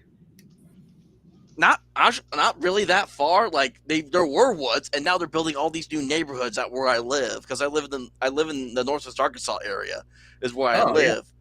But they're building all these neighborhoods out here now because I live in Walmart country basically, and so they're trying to make more housing for more people, for more workers. Well, yeah, they need Section Basically, 8 at this housing point. so that the people that work at Walmart for a slave wage will have somewhere to live and smoke crack between shifts. That might sound harsh, but that's All right. my So observation. anyway, That's my yeah. observation. So my original point I was going to talk to, and I actually had to look. Yeah, I looked all this up because I saw this, and I had to make sure I was right. So the worst movie that everyone would agree on for the longest time before Snow White came out was Dragon Ball Z that was made back in 2009. The worst movie ever. Currently, based on IMDb, I don't is even at like Dragon Ball, and I hate that movie. Yeah. So IMDb, the rating for that, it's 2.5 out of 10. Compared to Snow White, 1.6 out of 10. So now Snow White is now worse than Dragon Ball Evolution. Well, the guys who were in Dragon Ball Evolution are probably high-fiving, having a drink. They're probably like, we love Rachel Ziegler. We're no longer the worst movie ever. That movie I knew was going to fail the second I saw who they got to play Goku. And I was like, I don't watch Dragon Ball Z, but I have seen an episode or two. And that guy does not look like Goku. I'm sorry. It was nothing like him. Yeah. But then again, I saw Ziegler doesn't look like Snow White either. Snow White's supposed to. She was called Snow White because her skin was so freaking white. That's why they nicknamed her Snow White. Yeah. I remember there was Netflix did a live action version of Full Metal Alchemist, the anime, and even that was better than some of the other anime live action movies they did. Like I never saw the Death Note live action one they did. Also not but terrible. I heard how horrible that one was. It wasn't terrible. The Death Note? Yeah, I only heard negative things about that the one. actual Death Note, but it wasn't like, I didn't want to just get up and go out and mow the lawn or something. I was like, well, okay. This is amateurish and kind of stupid, but then again, we're talking about an anime that we already know is going to be difficult as hell to remake. Not to mention, this is a Netflix thing, and they'll greenlight literally everything. And they suck. So, but yeah, Andre, I agree with you about the Rust Monster, kind of, sort of. I'll tell you what, we need to get Janet back. We had like twice as many people watching when Janet was here. I wonder why, you thirsty nerds. Like, come on.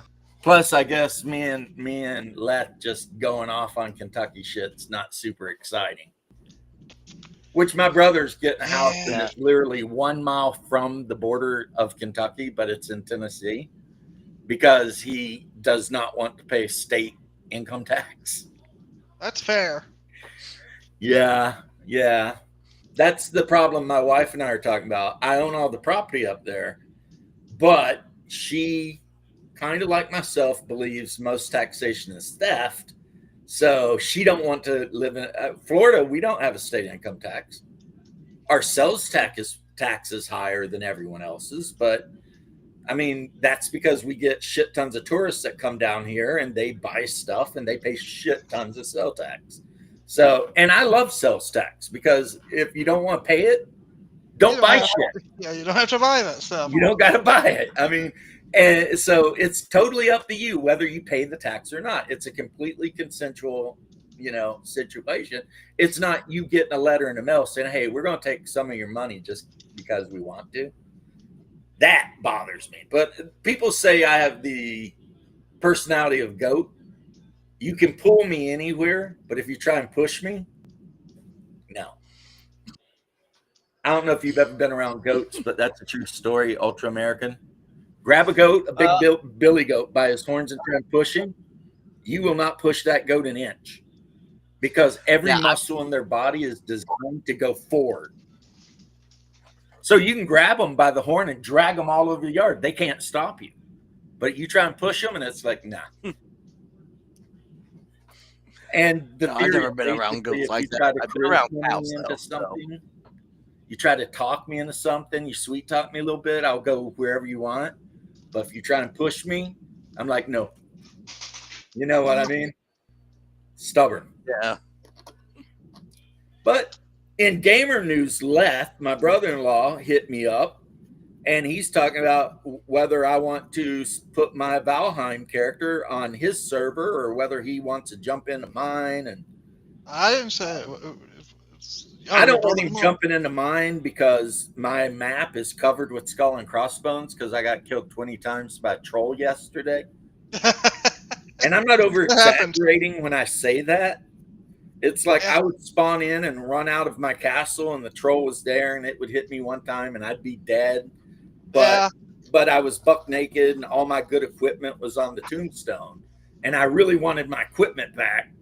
But this freaking, and trolls in Valheim are Scandinavian trolls. So they're like 40 feet tall and they wield whole trees. So when they hit you, you just die. Oh yeah, I remember that. So I'm like, I built my base on an island. It didn't help. No, they can wade through water. Yeah. I built my base by collecting as much stone as I could and using the hoe to raise the land as high as I could until I had a plateau. And then I used the hoe to dig a big ass trench around the plateau, like as deep as I could. And then I built a tiny little bridge between the land and the plateau, and I built my castle on the plateau. So if a troll tries to run across the bridge, they always fall through it into the trench. And then if I want, I can use flame arrows and just shoot them in the head until they die. But I had to die like 100 times before I figured that out. But anyway, getting on to the monsters I'm painting. Bullywugs, worse than orcs, cold-blooded. If you have infravision, you will not see them in the swamp. They're the same temperature as their surroundings. They can leap like a massive distance to charge you with their spear. They travel in packs and they eat not just you, but everything. They'll eat each other. And then in the wintertime, they go deep into their burrows in the swamp, which you have to swim to get into. And they kind of hibernate through the winter in the burrow. And then when it gets warmer, they come back out and start basically raiding and eating everything. And also laying their eggs, which become big ass tadpoles that could eventually, when they become like half frog, half tadpoles, can attack you.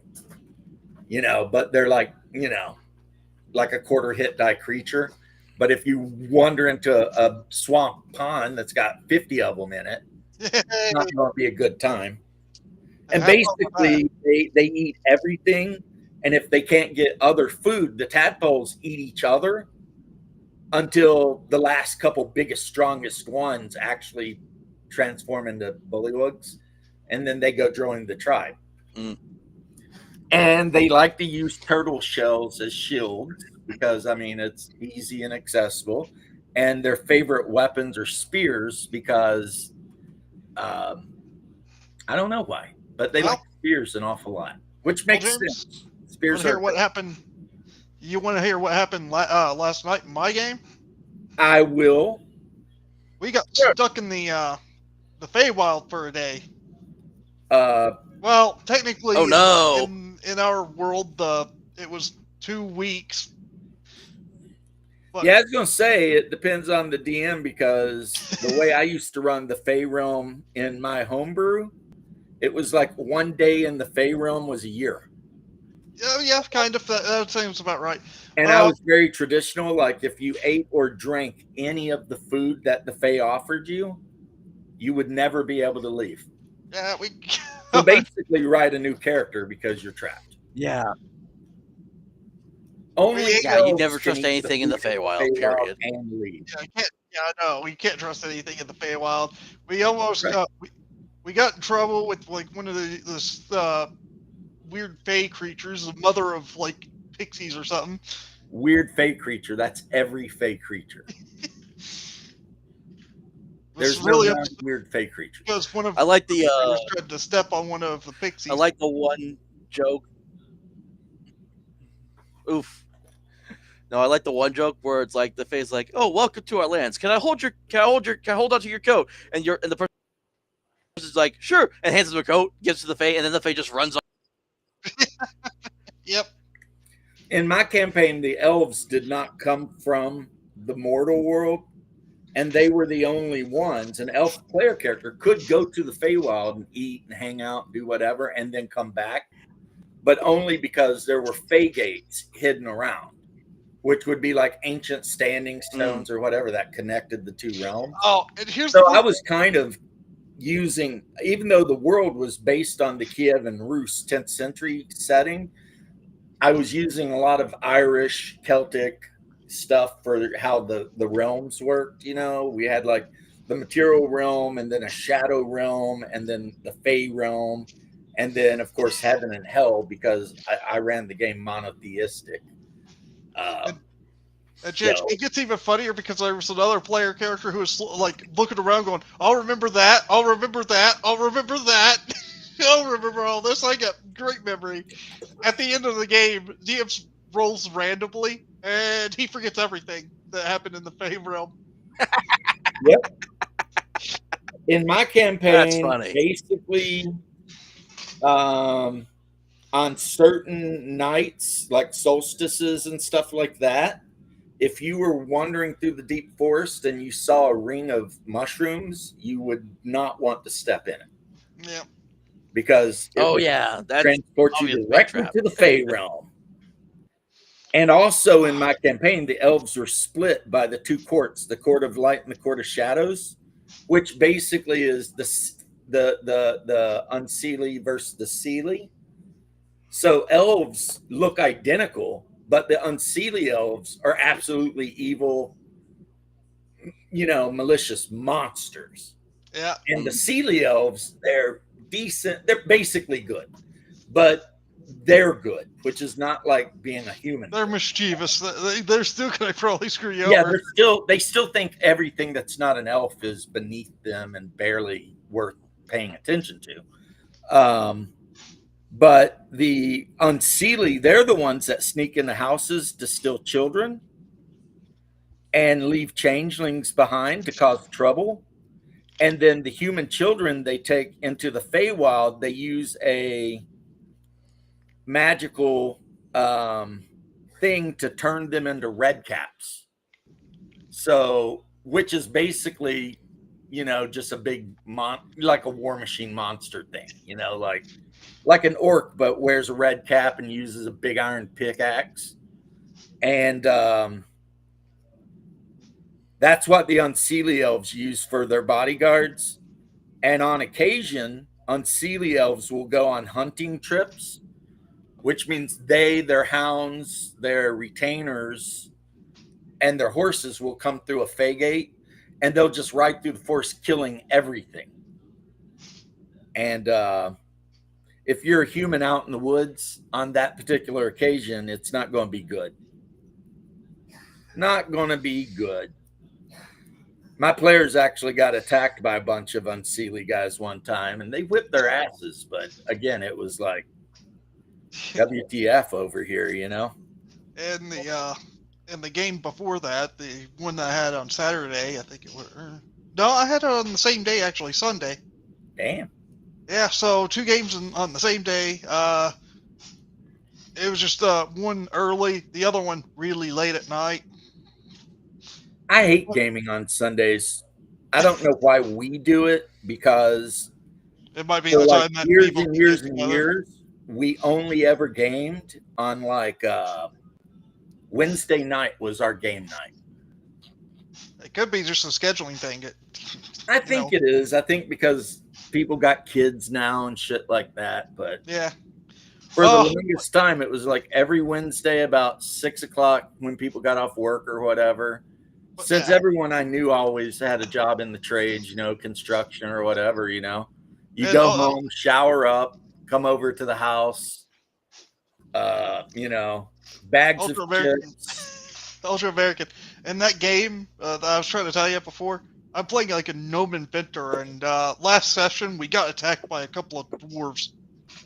We thought it was going to be an easy fight, Ooh, yeah. until one dwarf just decided to go berserk and knock out two of the three. Yeah, didn't you get punched in the nose? I got uppercutted in the jaw. Oh, I was going to say Oof. punching a gnome in the nose wouldn't be that hard of a thing, considering how big their noses are compared to everything else. Yeah. The dwarf busted my jaw, broke it. Wow. He used No, he so, hit me on the blunt end of an axe and just broke my jaw. Well, could have been worse. It could have been the sharp end. True. So, very first session of my Skyrim OSE campaign I ran is it takes place 20 years after the events of the main game. The Empire defeats the Stormcloaks because the Empires are the good guys, obviously, and Obviously. and so the party they're at the Tavern in Winterhold. One of them is like worked for Whiterun, Oh, we lost still him. around. Oh, there he is. So a few of them will have died off. But one of the guys Yeah. that worked at Whiterun that was visiting Winterhold gets a letter, says that for the housecarl of Whiterun, says, "Hey, need your help. Bring people if you can." So they begin to start traveling. They only make it like 3 spaces away from Winterhold when they come across a cave with a skeleton totem outside of it. And so they were all like, "Let's check it out." So they go into the cave and come across 5 zombies, or in this case, Draugr, fight them. Yeah. And they all get within like several rounds, they're all knocked out. I And don't of course, like and Prague. for me, I didn't want to just outright say, "Okay, you're all dead. Start over." I'm like, let's make this interesting. So I ended with them being basically as they were passing out, a necromancer walks into the cave, Hey, and so these are the necromancer Draugr, and now the necromancer has kidnapped them. Hmm. So when we do play again, they're going to be somewhere else. people always trying to kill necromancers, and all the necromancers trying to do is raise a family in peace. I know. I was gonna make that joke. It's a family in peace. Yeah, it's like that one meme where it's Yeah. like, "We must avenge my brother," and the elf is like, "You have my bow," and the dwarf is like, "You have my axe," and the necromancer is like, "You have your brother." And the guy's like, I have your brother. Yeah. What? Yeah, he's like, "Wait, what?" I like the When the bard takes up necromancy. Oh man. one where it's like 2 girls are talking and one girl says to the other, "Is that hickey on your neck? Did the mage give you that?" And the other girl's like, "Yeah, he's a necromancer." Ah, geez. But Even better part, James, about that the one gnome game. One Yeah. player had to drag 2 characters back to town before we well, if died. they're strong, they can do it. He was one decently strong, I guess. He also found like a broken cart, turned it into a sled for him and his dog to drag us back. Hey, if the player was smart, he would have found some saplings about 10 feet long and some rope, and tuck one of your cloaks off and just made a litter and drug you like Native American style. You know what I mean? True. In my usual Monday OSC game I play, which got canceled tonight because of issues, we were still on the first floor of the dungeon, walked into a room, 7 dwarf cannibals Oh no. in the room. So it's me, a goblin, and a human druid. And my character's a drow. So we begin fighting with them. The goblin gets massacred. So I pick up the goblin. So my character, the drow, picks up the goblin and just runs out of there at that point. I got a question though. Based on the makeup of your group, have you really considered whether you're the good guys or not? It's very much up in the air with this setting because again, it's based a lot around Norse mythology, and basically how it is we're I mean, at this a castle that's goblin, ran by a like Zwart elf. the castle's basically Hmm. kind of ran by this weird shady organization that just like sends adventurers out to collect things basically. Like they go, and so it's kind of very up in the air if we're actually the good guys or not. I'm just saying, if I were playing one of my old characters, typically lawful good fighters, and I ran into a group in a dungeon and it was a goblin and a drow and something else, yeah, I'd probably swing first and think about life second. You know what I mean? Because in my mind, because Yeah. I'm grew up with Greyhawk, I'm like, well, drow and goblin equals kill it with fire. Make sure it's dead forever. Yeah. But I get it. I mean, the new game, a lot of people use a lot of new races. Only good goblin is a dead goblin. Oh, Let's yeah, make these goblins good. OS like when he said they found a cave with like a skeleton totem out front, and I'm like, no one in your group knows that's a goblin sex toy. Yeah. That's from Goblin but there Slayer are goblins Bridge. in Skyrim, I think. In Goblin Slayer Bridge, the adventurers find like a totem with skulls on it and shit.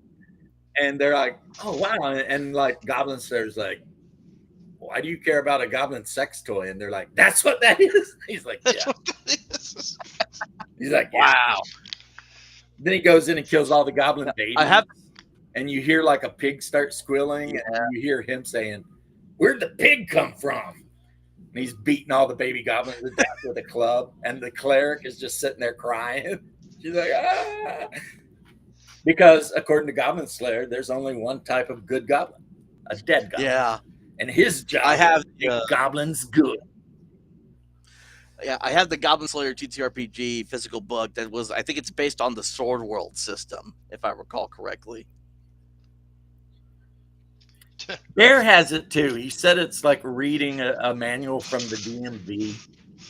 It is a pretty It's decent like size book. Very dense. Oh, yeah, there it is. It's right up here. Give me a second. Well, Ultra American, my gnome game is using the White Wolf system, mainly World of Darkness, 2nd edition. Right.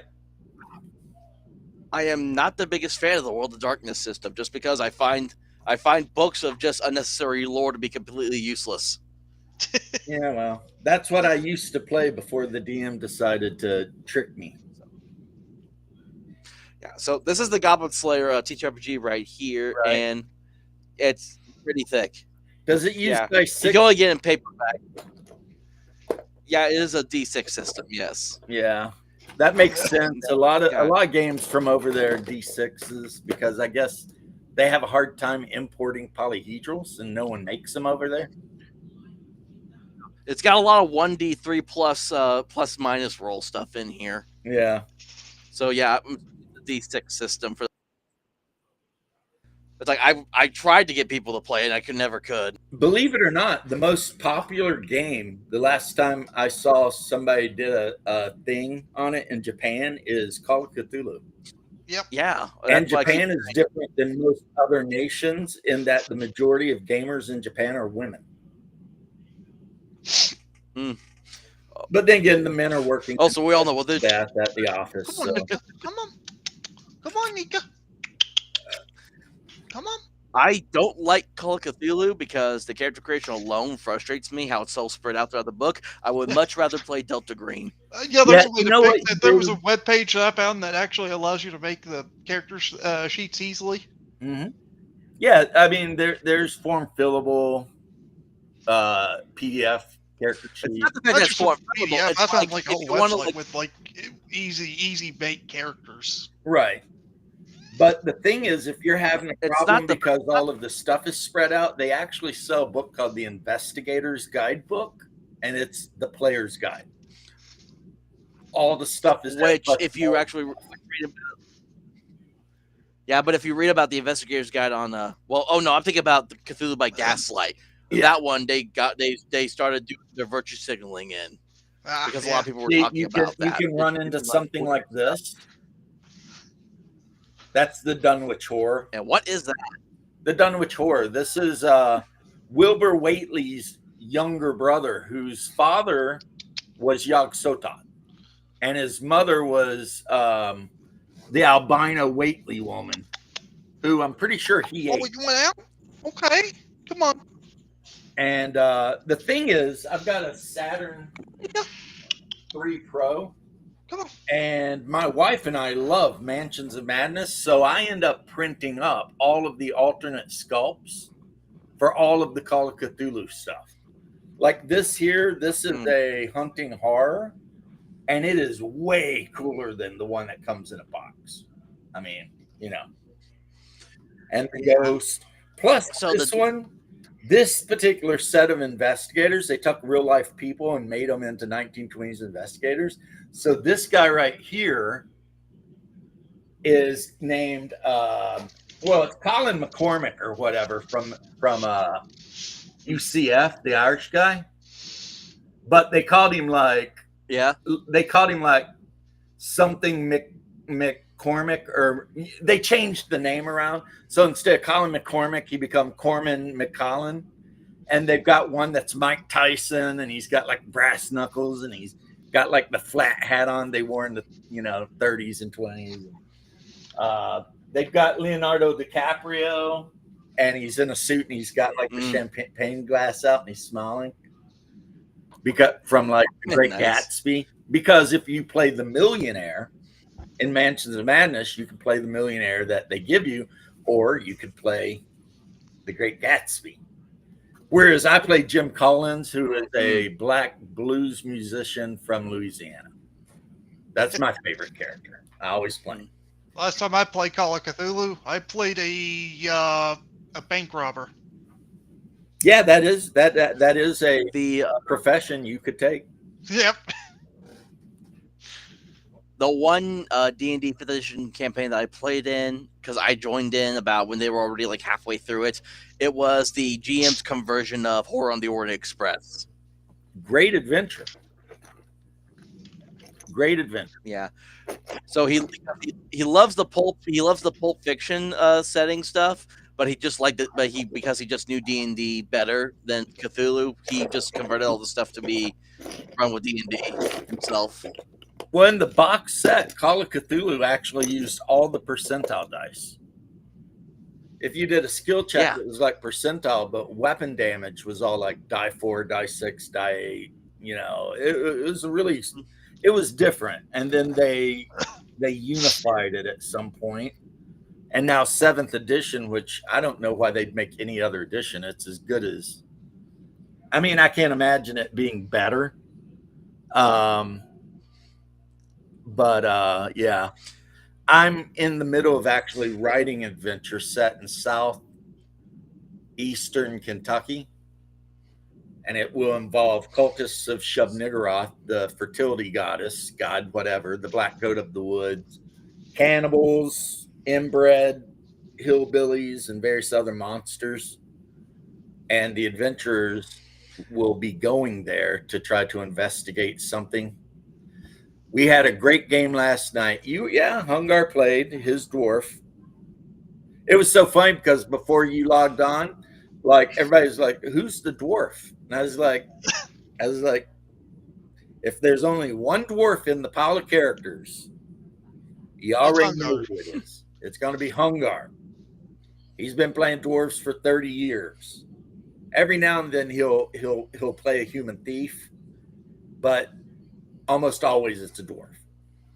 So, and the game was pretty good. Like across the river, they got to a town in GIF called Hawkath, and they're getting ready to leave there and head through Bissell to the southern spur of the Yaddle Mountains. And the thing is Bissell is kind of in the middle of a war with Pearland and with the riders of the Paynhams. So it's like, it's not going to be safe traveling down the highways. If they get encountered by men from Bissell, there's a chance they'll try and press them into the military. And if they get encountered from people from the Paynhams or Pearland, they might just kill them. And then, of course, if they can make it through that and get to the mountains, I mean, there's all kinds of bullshit in the mountains that'll kill them. Like, there's one encounter in the mountains where you encounter like 1 to 300 goblins. So, you know, but that's my, 1-to-1 time Thursday game I currently play in. I have 3 characters currently in this world that we're playing in. I have an elf and a dwarf that I treat them like they're like kind of like brother and sister. They argue constantly with each other, but they also always have each other's backs just because I wrote them that way. Right. And then I introduced a cleric to the party because we desperately needed a cleric. Right. So I got to make sure this one survives long enough to get his spell so we can heal the party. And so, but one of the last sessions, we actually found some magic items. My dwarf got the dwarven thrower warhammer weapon. My cleric got the air elemental summoning device. Nice. And in this world, he's actually what I'm calling there's a storm god. So my cleric is a storm priest. I refer to him as. Yeah, in Greyhawk, one of the Sully's gods is, I think, called Talos or something, and he's the god of the sea and storms and lightning, basically like Poseidon. But I mean, yeah, I think the storm god in this one, he's named after one of the Great Lakes of Michigan. It's the one that begins with an H. I can't remember it off the top of my head. Huron. You've got Erie, Superior. Yeah. I think it was Huron. I think, and that's all I really remember. Well, Ultra American, you want to hear what my favorite magical item I had was in one of my games? Sure. What was it? Dwarven feasting mug. Basically, it's a mug that you drink out of. You drink alcohol out of, and if you get drunk, you can actually speak perfect Dwarvish. Huh, that is interesting indeed. Well, Hungar's character right now, he's a level 6 dwarf fighter. He's got a bearskin cloak, which is called the Cloak of the Vindo. And like 1 time per day for like 1 die 4 minutes, or it's 1 die 4 times 10 minutes. If he activates the cloak, he turns into a bear, a brown bear. Which could be handy or not, depending. I mean, do you want to be a big ass bear or not? I mean, whatever. Well, one of my characters has and he's got a spear that can hit ethereal creatures. One of my characters has a amulet of bear strength. You want to know what that does? It makes you strong. Yeah. Yeah, I mean, yeah. But it also does something else. What else does it do? It turns your clothes invisible. Yeah, your DM's weird though. It was like a trick item. Okay, I usually don't say weird. I usually say, "Damn, your DM's very creative," but really, I mean just weird.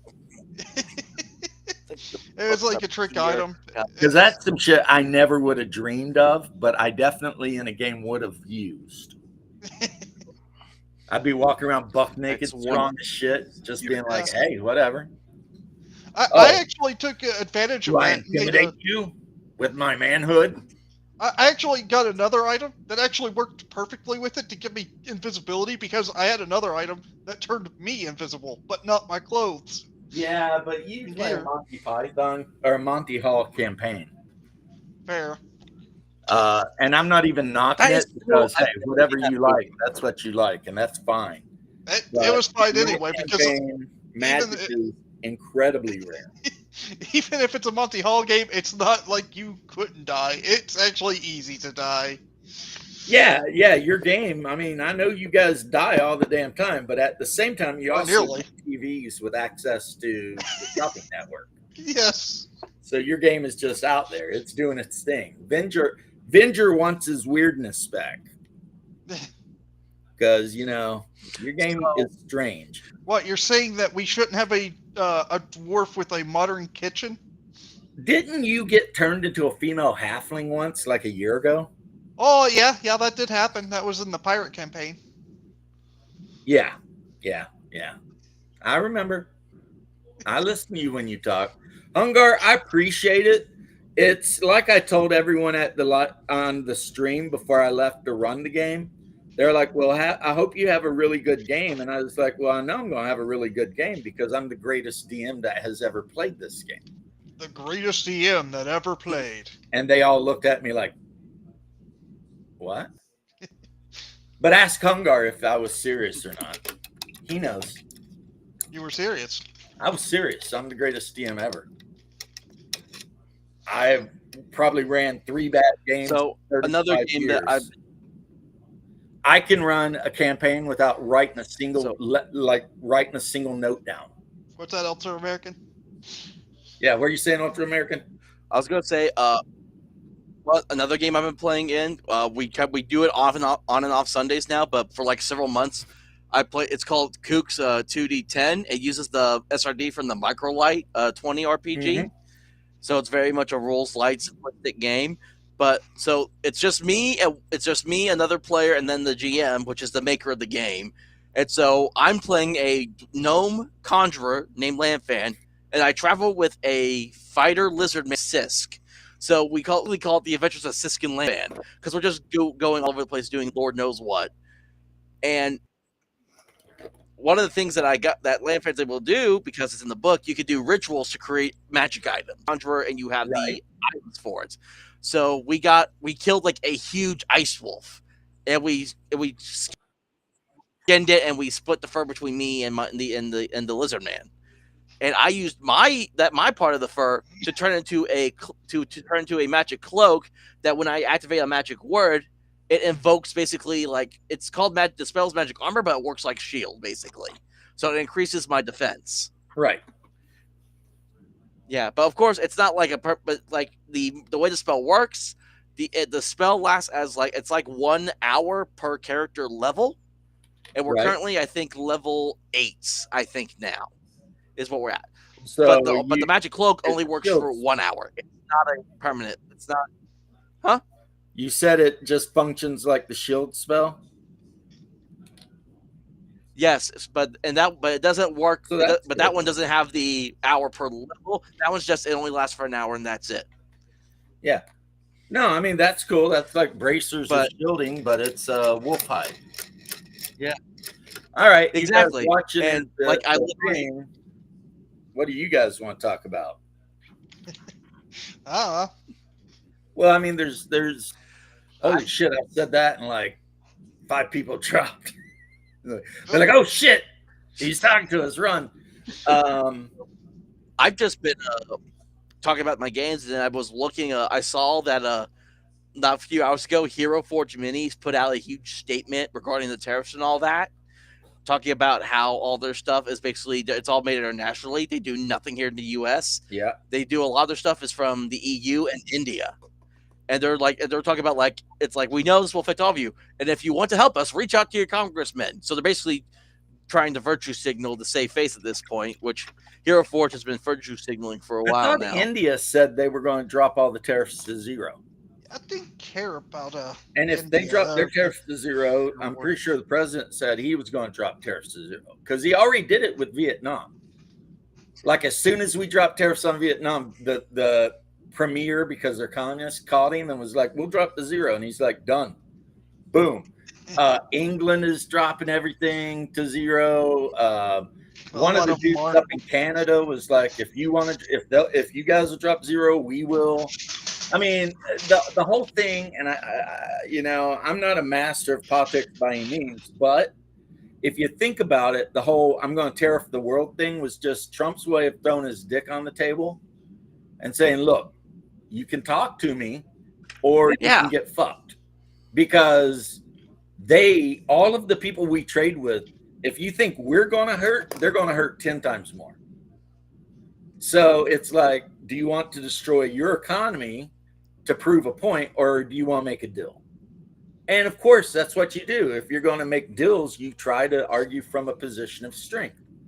And Trump knows, like Canada depends on us for like 75% of their economy. So it's like, oh, you want to play hardball? We'll just make you the poorest country on the planet. And they're like, we'll start our own trading bloc. Yeah, good luck, because England's already capitulated. The only country didn't put, they're like, we noticed, because they're always trying to catch him, and they're like, we noticed you didn't put any tariffs on Russia. And he's like, well, they're already sanctioned to the moon. I mean, they wouldn't even notice if we put tariffs on them. Yeah, exactly. Like, You didn't sanction Russia. Yeah, I don't think they'd what notice the- if we I did. mean, you know, the Russians aren't allowed to buy or sell anything anywhere, even though they're trying to work it out with us. And I hope we do. Yeah. America and Russia, I'd if rather we be were to like get together and become like trading partners, we would be unstoppable in the world. Yeah. Instead, we push them into China's economy. Instead, we try to make them enemies, and they don't want to be enemies.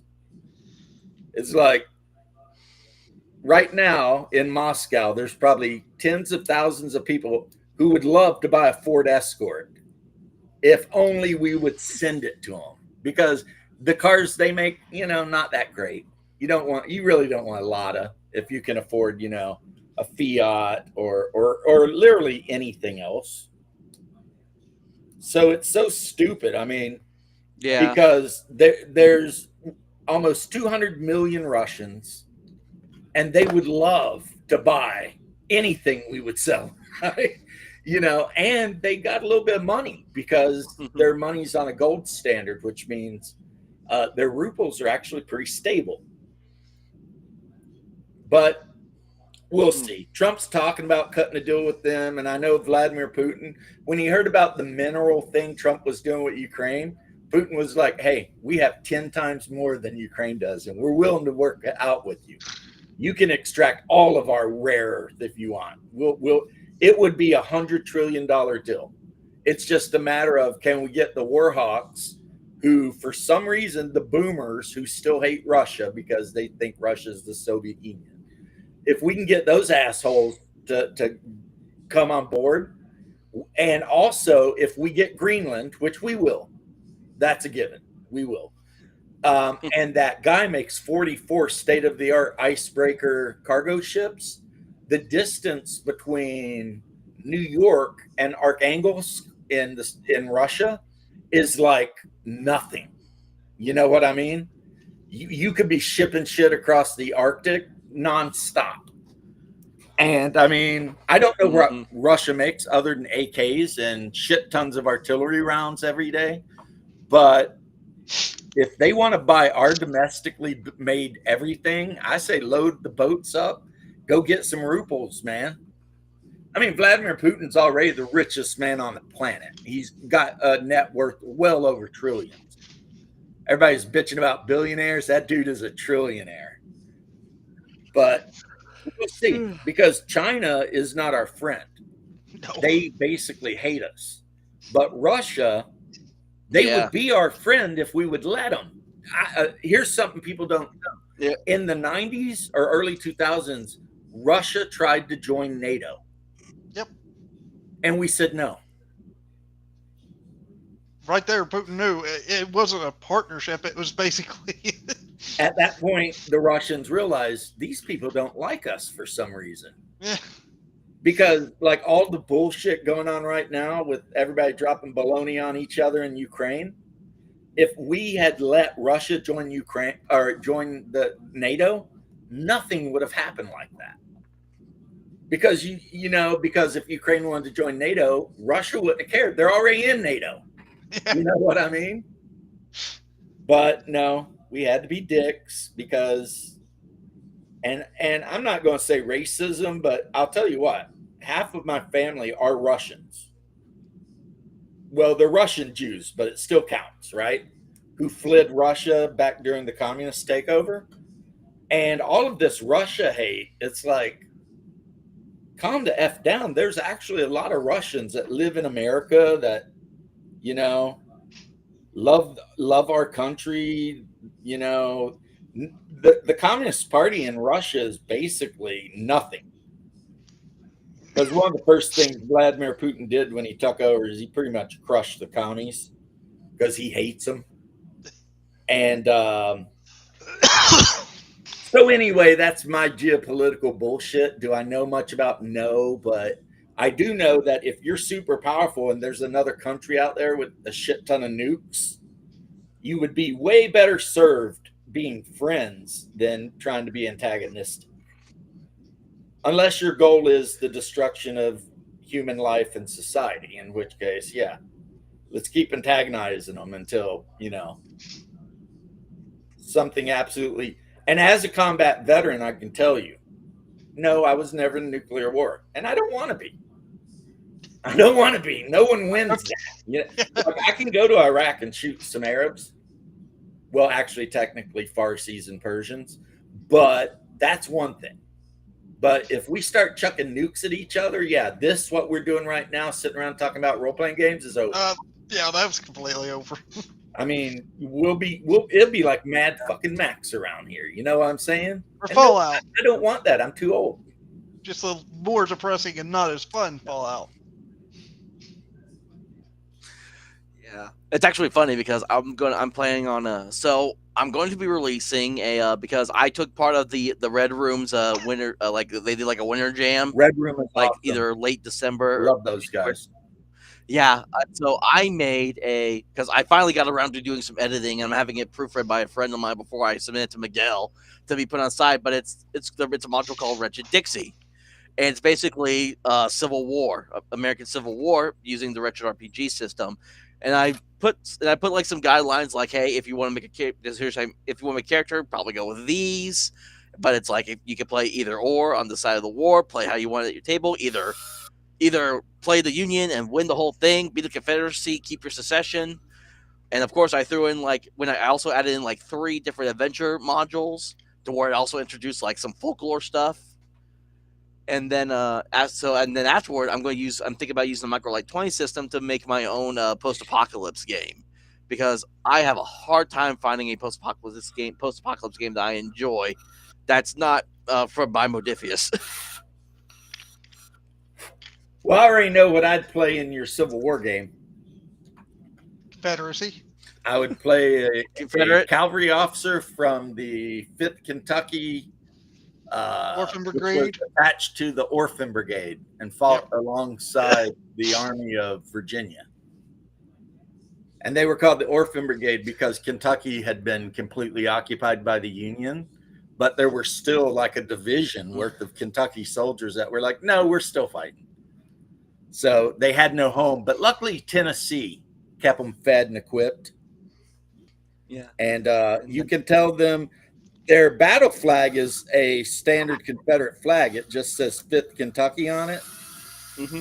But the Orphan Brigade's flag is a dark blue flag. And instead of an Andrews cross, it has a standard cross with the 13 stars in it. So it's dark blue with a white and red and white stars. But yeah, I had a relative named Thomas McKee who was a major in the Orphan Brigade. So yeah, I actually class, they did a whole week all about the Civil War, and my history teacher loved it. I actually did like a little thank you to him in the file, because I was thinking there like what I want to write about. I had one idea and I can't remember what it was, but then for some reason it came to my head that there wasn't really a lot of like Civil War type settings that people could play in. So I figured, why not just do that? It's not really done that often, so I figured I'd just go ahead and make one. So I called it Wretched Dixie, and I made that. And because literally I live in Arkansas, so we have the Pea Ridge battlefield not far from where I live.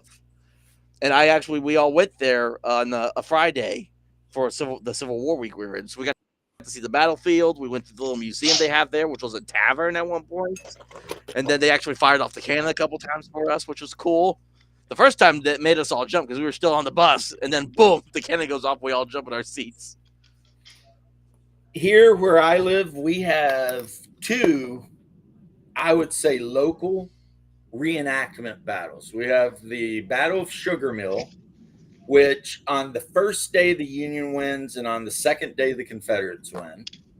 But in history, the Confederates won. And then we've got the Battle of Olustee, which is a little bit north of Orlando, and the Confederacy won that one. As a matter of fact, that was a terrible one because that was one of the first times the Union used all black regiments, and the black regiments got decimated, like 90% casualties, because their commanders stuck them out there and, got them whacked. So not a good time. And then Kentucky, you know, because it was a border state and stuff. Yeah, we've got a couple of areas there and battlegrounds, but not like Georgia or Virginia or anything like that. Yeah. Yeah. I mean, we did have a big battle near where I live in the middle of the forest, but no one won. And it was like basically the Union Army was on one side, the Confederates on the other side. And neither side knew the other side was there. And someone went down to the creek to get water and saw soldiers from the other side down there getting water. And it pretty much went from there. And in the end, it turned dark, and the Confederate soldiers just moved on through the woods. And then the Union soldiers never found them again because it was like, so it was a completely accidental battle at a creek over some water. You know what? It didn't last long. It's just like, yeah, let's just go. This is not worth it. That's exactly what the Confederacy and the Union both said about the battle, because it wasn't armies either. It was like a couple hundred on each side, maybe. And it was just a completely accidental thing. And by when the sun set, it was like, screw those Rebs, let them go. Because, I mean, they're not doing anything. They're hanging out in the woods. And we'll just go back to the town. And as long as because that's what happened with Kentucky. Plus, a lot of Eastern Kentucky wanted to stay in the Union anyway. You know, not Eastern, Western. Western, yeah. Yeah, Eastern Kentucky was more. Kentucky's weird too, because I don't know if you know this or not, Mr. American Man, but Kentucky's the 13th star on both flags. Yeah. And the Union flag and the Confederate flag. Kentucky is Kentucky was a very divided state that Kentucky war. is truly the brother versus brother state. Yep. Where like the guy down the street, all of a sudden he's talking pro-unionist, and you're first cousins, you're duking it out with him. Yep. I mean, the Hatfields and McCoys, I mean, that was right there, you know.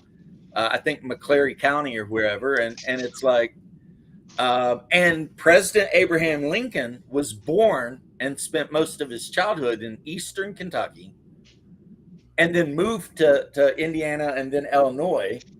And President Jefferson Davis of the Confederacy was born like in Louisville, Kentucky. And he was whereas Lincoln was super, super dirt poor hillbilly, Jefferson was like a Southern aristocrat. You know what I mean? Yeah. Like he had a shit ton of money and he was, you know, whatever. So yes, Kentucky was the 13th star on both flags, and both presidents during the war were from Kentucky. You know? Yeah.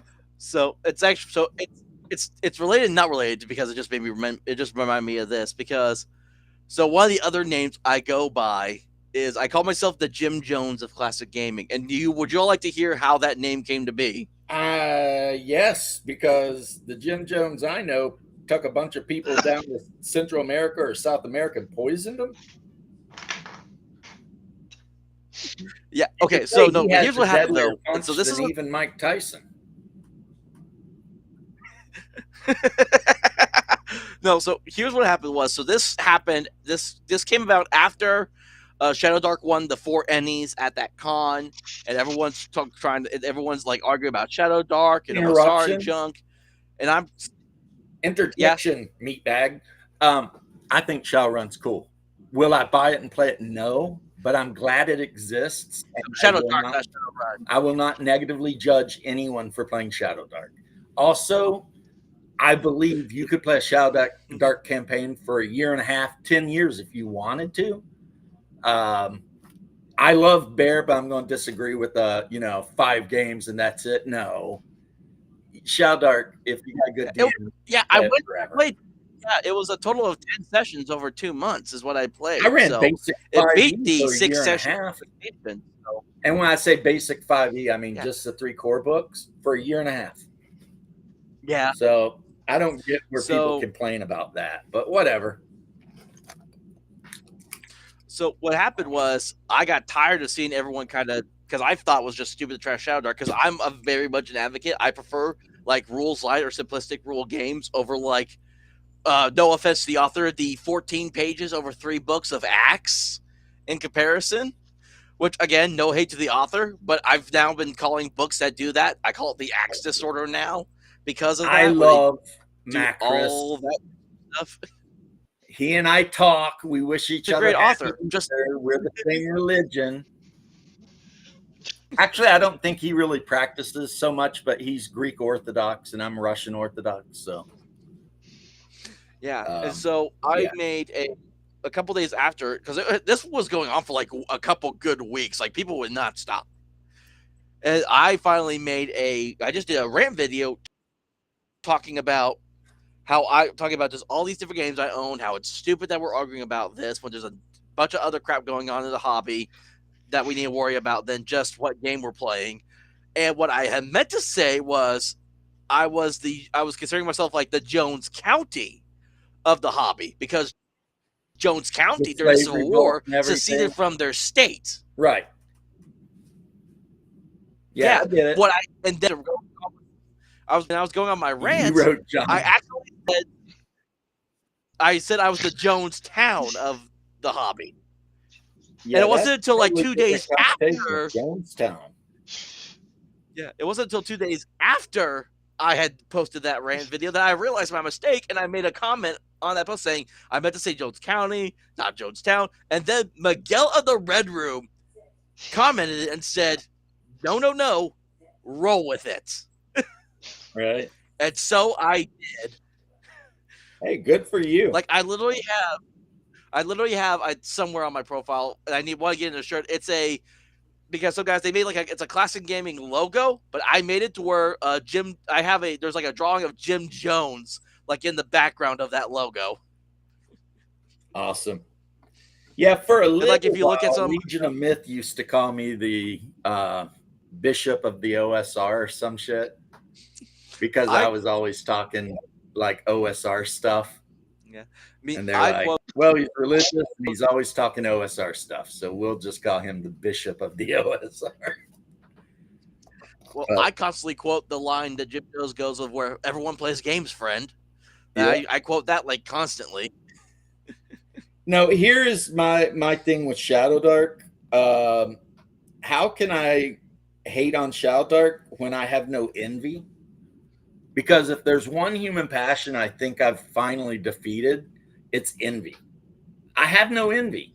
And everyone talking shit about Shadow Dark, okay, not everyone, obviously, but I think a lot of the hate Shadow Dark got was people were just envious that Chelsea or whatever her name is came out of nowhere and freaking nailed it as hard as she did. But it was like, if you actually look at it, though, it was like a perfect storm situation. You know, Wizard Coast was pissing everyone off. Yeah. And she had it ready to go. It wasn't, hey, buy my game and wait 10 years and maybe you'll get it. It was like, nope, it's ready to go. Boom. And people were like, hey, it's like 5e, except I like this. And so I think that whatever hate she gets, I think a lot of it is just pure envy. You know? Now, again, I'm not going to play her game because I play AD&D or OSC Advanced, right? But I got OSC Advanced too, so I respect her hustle, and you know, I wish nothing but the best of luck to her in the future. I mean, I heard they're coming out with a zine, and they've already got settings and all kinds of, you know. And I'm just like, I was just about to explain. And so I was just about to share. She has a new. And I used to play RuneQuest. I'll let you talk, Les. Oh, I've never played RuneQuest, but I've heard stories about that game. But I was going to share. It's awesome. Yeah, she has a new Kickstarter. There's a new Kickstarter, that the Shadow Dark one that ends in 2 days. It's a Western Reaches setting, and it actually introduces West Marches style gameplay to Shadow Dark. And like, so the Brosar's been all over this. Like, she was on some big old stream. I'm only friends with like a handful of Brosar guys. So like Harmony Ginger, Dunder Moose, Scudder for Mike. I talked to those three and love them. And they actually got Kelsey on like this huge panel show talking about this Western Reaches. and it's already got over 2 million. It beat the original Kickstarter for Shadow Dark because it was like Because 1.5 people million. have I think the Shadow original Dark in their Kickstarter was. hands, they know what it is, and they're like, "This is pretty good." And I can show you right here. I got, because another guy I follow, he goes I'm by gonna have to Chubby get off here Funster. for now. I'll see you. I'll catch you later, Leth. Be good, bro. See ya. Like another guy I follow, his name is Chubby. He goes by Chubby Funster on X, and he makes all sorts of third-party content because Shadowdark has a great third-party content license. And like this is one of the books he made. It's what I'm using to kind of fill the Skyrim OC. He made a Skyrim setting that you can play with Shadowdark. Nice. I mean, And he also Shadow made Dark a is easy Shadow. enough to mod. You could play anything with Shadow Dark, really. Oh yeah. He also made Shadow Sun, which is Dark Sun in the Shadow Dark game. Yeah, that would, because I don't know if that's something that Wizard Coast got the boss to actually do correctly. Because I believe there's actually mention of slavery it. and shit going on, and Wizard Coast would be like, I believe though that there is mention of it in one of the new books where they were talking about just the different settings people could play in, and I think the Dark Sun setting did get mentioned. If they're going to do anything, anything with it is beyond me at this point, though. Well, the new default setting in the book is Greyhawk. I'm just hoping that. Yeah. Well, actually, I don't care. They can do whatever they want because I've got my Greyhawk folio from like '83. And that's what I use. So I don't give a shit. Really? The term that I hear is Greyhawk's going to become Gayhawk into 2024. Well, I mean, after what they did to Faroon, like they did the Faroon. I do not know what they did. Well, when they did the Forgotten Realms book, the Waterdeep Adventures book, they made mention like exotic foods and pride parades and all this kind of shit in Waterdeep. And it's like, all right, whatever. I'm out. Yeah. Now, there's some games I have. Was Labyrinth Lord. Never heard of it. It is basically the first OSR game. It was written by Game. Yeah. His last name is Proctor. And he also did a lot of work on Osric, which was basically. Oh yeah, I got Osric. Right, and he supposedly was going to do a Labyrinth Lord 2nd edition, but never did. But the real problem is all of the OSRs that come out, none of them are as well organized and easy to just find information as OSE, and that's the big issue. It's like. If you want to play classic fantasy or AD&D, just simply nothing is as well organized as OSE. Because that was one of the biggest things I read. Greg Gillespie, but it's just not as well organized as OSE. You can open a page on OSE, and if it's fighter, it has all the information on the facing pages, and they did it the whole way. That's why I love OSE. Right. It's just how it's the organization is amazing. And then you open the player's handbook back page and you've got all the equipment guide and how much it costs. I got both books. I just keep a container of just books that I play with constantly by my side. Right. Just out of the way because I ran out of room for books. And I got both advanced books because I've started playing them, and first one friend gave me the PDFs. Yeah, and so I just been diving into it, and when I say like rules light or simplistic, if it's a game that I can understand and just get the hang of it, that will like OSE that falls in that category too for me. So even though some people may say OSE is not really rules light, I can understand it, so it feels like that to me. Well, because it's written in such a way that it's like you open the first page of the player's guide and it has all the classes, their saving throws, attack bonuses, etc. right there. It's just such a great collection of charts, really. and none of the spells are more than maybe 2 paragraphs long. So it's like, if you want to know how a magic missile works, it's explained within 1 paragraph. It's like, this is how it works. Boom. Now avoid Exalted Funerals Discord because it's full of a bunch of maniacs, and they got mad. Oh yeah, I don't. Good, because they got mad at me for calling Jim Sterling, and they're like, his name is, or her name is Stephanie Sterling. And I was like, no, I've known of this guy for 20 years, and I'm not going to change my opinion. So they started yelling at me. So I just said, you know what? You guys can all fuck off and leave server. Yeah. Because, I mean, I'm not going to stay there and argue with a bunch of idiots. But yeah, I got banned. Offended by that. I got banned from the Morkborg server because they're all just a bunch of communists in that one, and I was speaking out against it.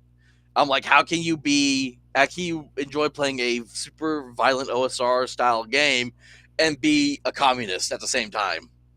It doesn't. The two don't really make sense to me. It's like in real life, you're a socialist, but your character is like the ultimate entrepreneur. You're out there living by your own wits, raiding and pillaging evil monsters, trading, doing whatever you're doing. You are the ultimate not communist. It's not like every time you raid a dragon lair and you get all the money, you start distributing the wealth out to everybody. We all know you don't. So you're basically just a bunch of virtue signaling hypocrites. That's what it comes down to. Yeah, and of course, if you go to their site and Morkborg, which is not a socialist country, people think it is, but even the Swedish president came out and was like, "No, we're free market capitalists. We just have a lot of, we tax a lot because we have a lot of social safety nets, but we are not a collectivist society." But people in America tend to think the Scandinavian countries are all socialist and shit. It's like, they're not. Yeah, and then people from that old server, they found my ex, and then they try to come after me, and they try to slide to me. I'm just like, I don't care, because that's the thing is when I got into this, and why I call myself the Ultramaker TTRPGer is everyone was attacking me for my beliefs, my own values, and I'm like, if you're going to hate me for that, I'm just going to double down on everything then at this point. Yeah, never. So that's why I call myself the Ultra American TTRPGer. Yeah. It's like, I admit when I'm wrong, but I never mess with me. When they see my X channel, which is like DM James at Super Cage Fan or something, and my banner is like a saint and my symbol is the face of Jesus, and it's like, yeah, don't even bring that shit to me, because I'll call you a bunch of degenerates and that'll be that. I mean, I don't care what you think. And I tell them that. And actually in my profile, I even say, if I block you, it's because you're stupid. And so yeah, because I ain't got time for it. That said, though, it has been about 2.5 hours, and that means it's time for me to go eat dinner and maybe see what the wife is doing. She just come in with the dog from a walk, and you know the deal. I'm ending the stream. So everybody who dropped in, good talking to you for joining Ultra American, and Leth, who's always my Andy Richter and always will be. I'll catch you guys next time.